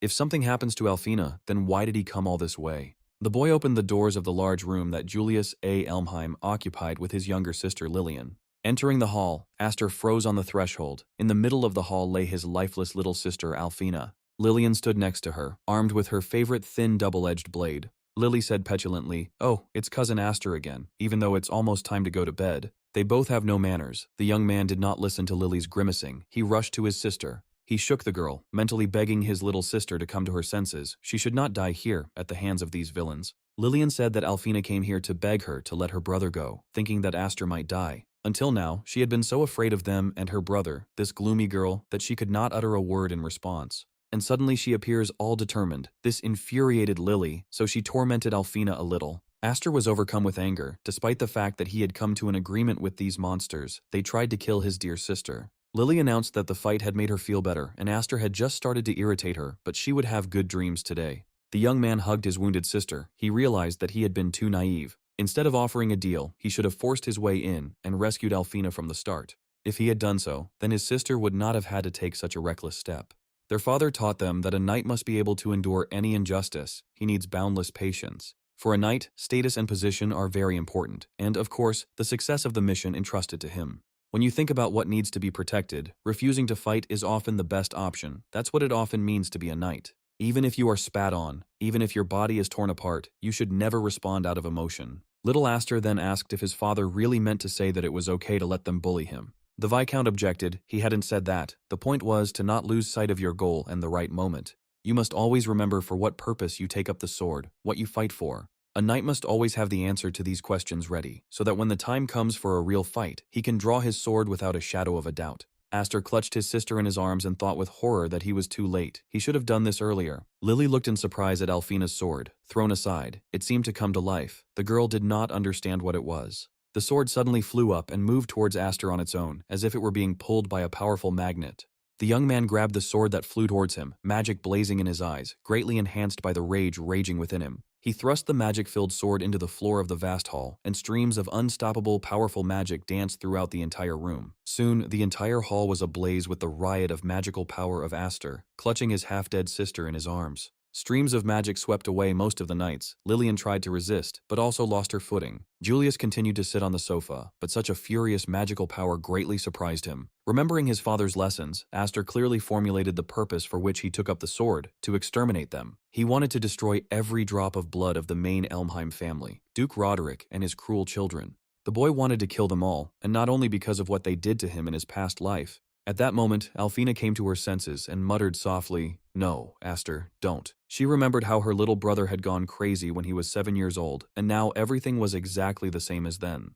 Helen Elmheim walked to the window and was surprised to see a magical force of enormous power. She asked what it was. The Duchess frowned, wondering if this was a fight between the owner of 7 wings and her precious children. Mimir silently looked at the bright flashes. He, like Helen, guessed what was happening there. Count Maze assumed that Aster's magic had gotten out of control, which was not surprising given his condition. Maze realized that Aster urgently needed help, otherwise things could go too far, and that was unacceptable now. Fire burst from the young man's eyes. Now he was not thinking about the consequences, only about the fact that he had to destroy the villains. He grabbed the sword and rushed towards Lillian, who had been tormenting his beloved sister for so long. The girl hiccuped in fear and closed her eyes. She knew for sure that she could not withstand such force. And then Aster saw that a stronger opponent than Lillian appeared in front of him. Julius pushed his younger sister away and crossed his sword with the sword of an angry Aster. Lily tried to warn her brother, but he didn't listen to her, he exclaimed. So that's what 7 wings are. Now it's clear why Aster was so attractive to these old men. Just think, he's still capable of such power, being on the verge of death.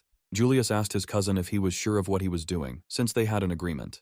Didn't Aster endure all this time to save his little friends? Roderick's son threw Aster back, but he again got into a fighting stance, ready to attack his sworn enemy again. The thought that he could destroy those who hurt him and his little sister gave Asta strength, and he rushed at Elmheim. Julius asked his cousin with a grin if he had forgotten how to speak, but that didn't matter anymore. The fierce battle continued. The opponents crossed swords again. Their magical power was like a fire. Julius said he was just thinking about having to crush Aster himself. So it's high time to resume their unfinished battle, which was interrupted last time by Count Maze.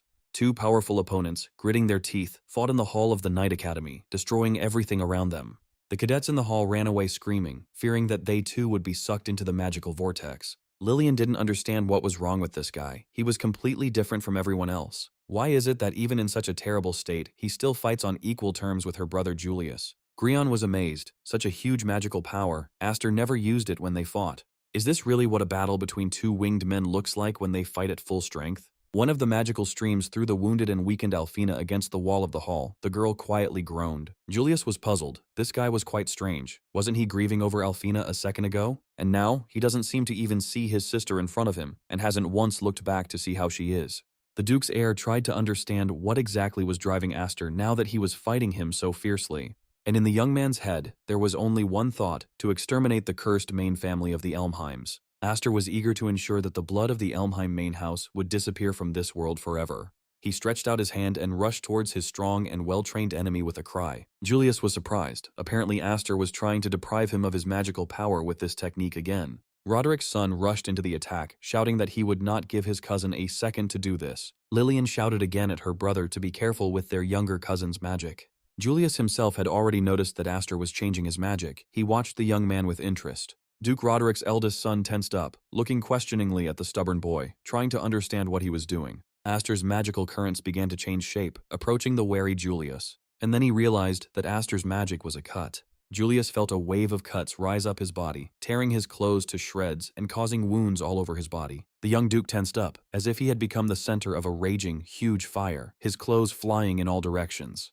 The streams of magic from the opponents swept away everything in their path, scattering and breaking furniture in the room. Julius asked Aster if he could cut his own magic. He noticed that magic with the cutting attribute was rare in itself, but Aster did some really clever things. For the first time, Julius was almost killed by the most magical power, but his magic is not just hot. Suddenly, the floor of the hall began to turn into hot lava. Julius acted more and more forcefully and harshly. He smiled widely and said that his magic was so hot that it killed. Aster looked questioningly at the burning floor. He also felt psychological pressure. The young man realized that Julius's mere presence was making everyone lose their will to resist. A man with such power is truly powerful. Julius shouted at his cousin that it was his own fault for going against him. This magical power really makes you think so, but only under one condition. Aster exclaimed, "Power is only oppressive if you can't stay on your feet until the very end." Julius laughed. It seemed his cousin could still speak and not just bark. but everything Aster does is just futile attempts, and nothing more. It's even offensive given such potential. Suddenly, cuts ran across Aster's body, his own magic passing through the young man's body. Lily shuddered at the sight and muttered, "This guy is fighting even while hurting himself. It's so horrible." Alfina called out to Aster in a weak voice. She was very worried about her little brother. 7 years ago, Aster had already fallen into such a crazy state. It had only happened once in all these years. Then his father risked his life to stop him, and Viscount Highfried succeeded. But from then on, Aster began to stay away from them and his sisters, afraid of harming them with his magic. Father said that the reason was the riot of the 7 wings. He, Alfina, knew. Aster still could not forgive himself. Back then, 7 years ago, due to his inexperience, Aster ended up hurting his family, and he was very worried about it. Gathering his last strength, Aster rushed with a cry at his enemy, the eldest son of Duke Roderick. Alfina tried to get up. She thought bitterly, why did Aster always try to put all the blame on himself? Julius pushed Aster away. The young man fell to the ground, but he still managed to do what he wanted. Alfina looked at her brother in fear, wondering if this terrible Julius could really kill him. Aster lay limp on the floor, his sword lying nearby, the long-term exhaustion taking its toll. Julius chuckled, even wanting to praise his younger cousin for his stubbornness. Elmheim added, "But it's time for the foster child to die already. The sight of such an infuriating guy like Aster drives Julius crazy." But suddenly the sword fell from Julius's weakened hands, and the young duke did not immediately understand what had happened to him. He frowned, wondering how Aster managed to do this and what kind of strange magic this was. Both of the young duke's arms were covered with deep bleeding wounds, and he could no longer fight. Julius wondered how long it had been since he had such wounds. He couldn't use his arm because the tendons were cut. He looked at Aster. His body was also covered in cuts. The guy directed his magic at the iron shackles, breaking them. And then the iron mask crumbled into pieces, revealing Aster's greatly emaciated face. The young man shouted to Elmheim that it was his time to die. Magical power was pouring out of every wound on Aster. Julius gritted his teeth. Was this idiot still attacking? This was bad. He could really die. Aster rushed towards his wounded, bloody enemy as fast as he could. Another second and the angry youth would cling to Julius, and then the cutting energy could cut him completely. Roderick's son did not know what to do. His hands were wounded. He could not resist the wild rage of his younger cousin. But Julius did not back down. Unlike his younger brothers, he was quite brave. Suddenly, Alfina screamed at the top of her lungs for Aster to stop this immediately. She grabbed her brother from behind and said that this fighting style, in which he only hurts himself, should not be done like that anymore. The young man was surprised. Alfina came to her senses and immediately threw herself under the blow to save him. The girl clenched her teeth in pain. Aster's cutting magic ran through her entire body as soon as she touched her brother. Aster was perplexed. What was wrong with him? Things were bad. He couldn't suppress this magical power within himself. If this continues, my sister will suffer greatly. She is already covered in bloody wounds.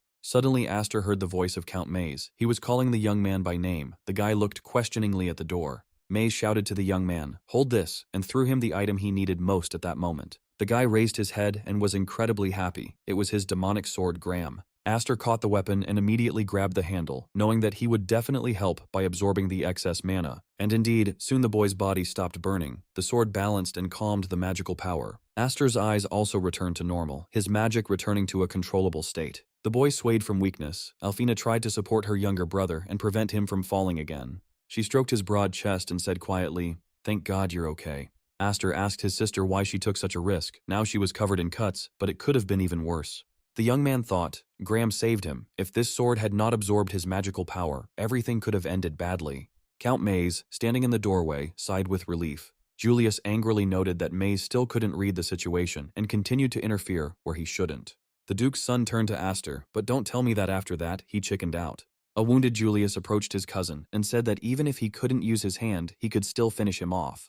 Anger flashed in the young Duke's eyes. It was the first time in his life that he had received such serious injuries. Helen Elmheim stated that there was no need for that, as she thought this abnormal magical power was the work of Aster F. Elmheim. Duchess Elmheim loomed over the young man, hating with all her heart this adopted child, because of whom her son had died. She ordered the young man to be taken into custody, and Alfina asked in confusion what was going on. The girl was pulled away from her brother, and the knights twisted Aster's arms on the orders of one of the academy's directors. Julius approached his mother and asked with displeasure what all this meant, why she was arresting a freshman. The Duchess was informed that during training, Aster attacked a dozen unarmed students with a sword.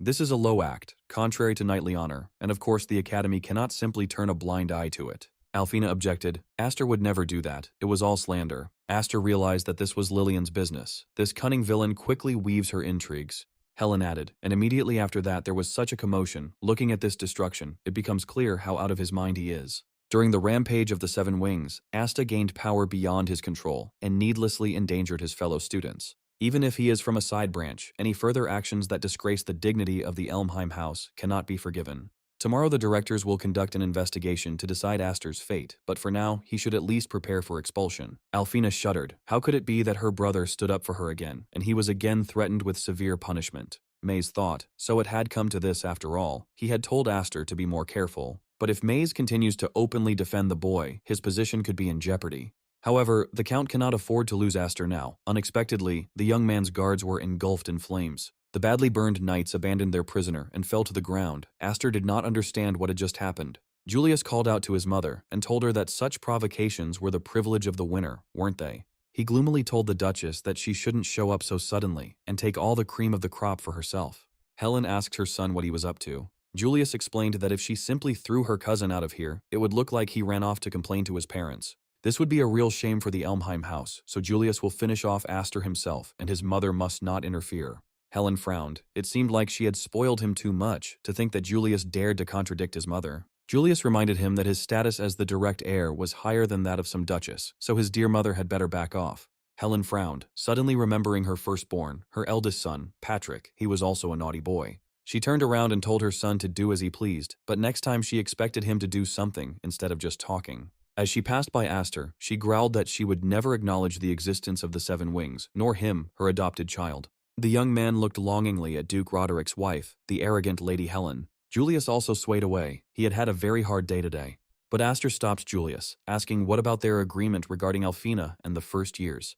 The guy frowned. There could be no more deals with the monster who had broken the shackles himself. Thanks to Aster, the iron shackles have become a mere decoration that doesn't even restrain. So from now on, Cousin can do whatever he wants. Even if a couple of small fry escape from the cage, no one will hunt them down. He snapped his fingers, and the iron masks fell off the newcomers present. Julius told Aster not to dare run away. They would definitely continue, but for now let him tame these 7 wings. And now, finally, this stormy night has come to an end. Now Alfina and the newcomers captured by the Elmheims are free from their shackles. Julius went to heal his wounds and prepare for a new fight. Aster and Alfina were also sent for treatment. A few days passed, and Aster returned to his studies again. His fellow students greeted him with a loud shout, "Our boss is back." The guys heard that their boss was kicking ass there again. That's all everyone at the academy was talking about. Aster asked them to stop calling him boss. This time, he couldn't do anything. He almost missed the chance to save his comrades. Bigger asked what Aster was talking about. All the guys who were caught in iron shackles returned safe and sound. And all this became possible thanks to Aster's desperate battle with Julius and Lillian. Aster replied that Julius's whim saved everyone, saved the House of Elmheim, the one who should be their enemy. The young man clenched his fists in despair. Even with 7 wings, he found himself in this state. Bigger Smythes patted Aster good-naturedly on the shoulder and advised him not to be so hard on himself. He alone broke into enemy territory for the sake of his comrades. Everyone knows that he risked his life and fought with all his might. Besides, Aster is just a 14-year-old boy. Anyone who would lose respect for him because of something like that. But there isn't a single such person among the guys, so Aster doesn't have to worry. Aster thanked the guys with bewilderment for such support. Bigger whispered, asking what was more important, what was going on with his beautiful sister. She is now also free from the iron shackles. Smythes wondered if they were finally able to be alone, like brother and sister. In fact, Aster hadn't been able to talk to Alfina since they fought Julius. Or rather, it seemed like they were both avoiding each other. Guilt is probably the real reason for their awkwardness. Aster sighed heavily. At this rate, it didn't matter whether he was wearing iron shackles or not. Suddenly, he heard someone timidly knock on the door of his room. The young man loudly asked who was there. The door was not locked. Aster looked out into the corridor and unexpectedly saw Alfina on the threshold. The girl asked shyly if they could talk alone as brother and sister.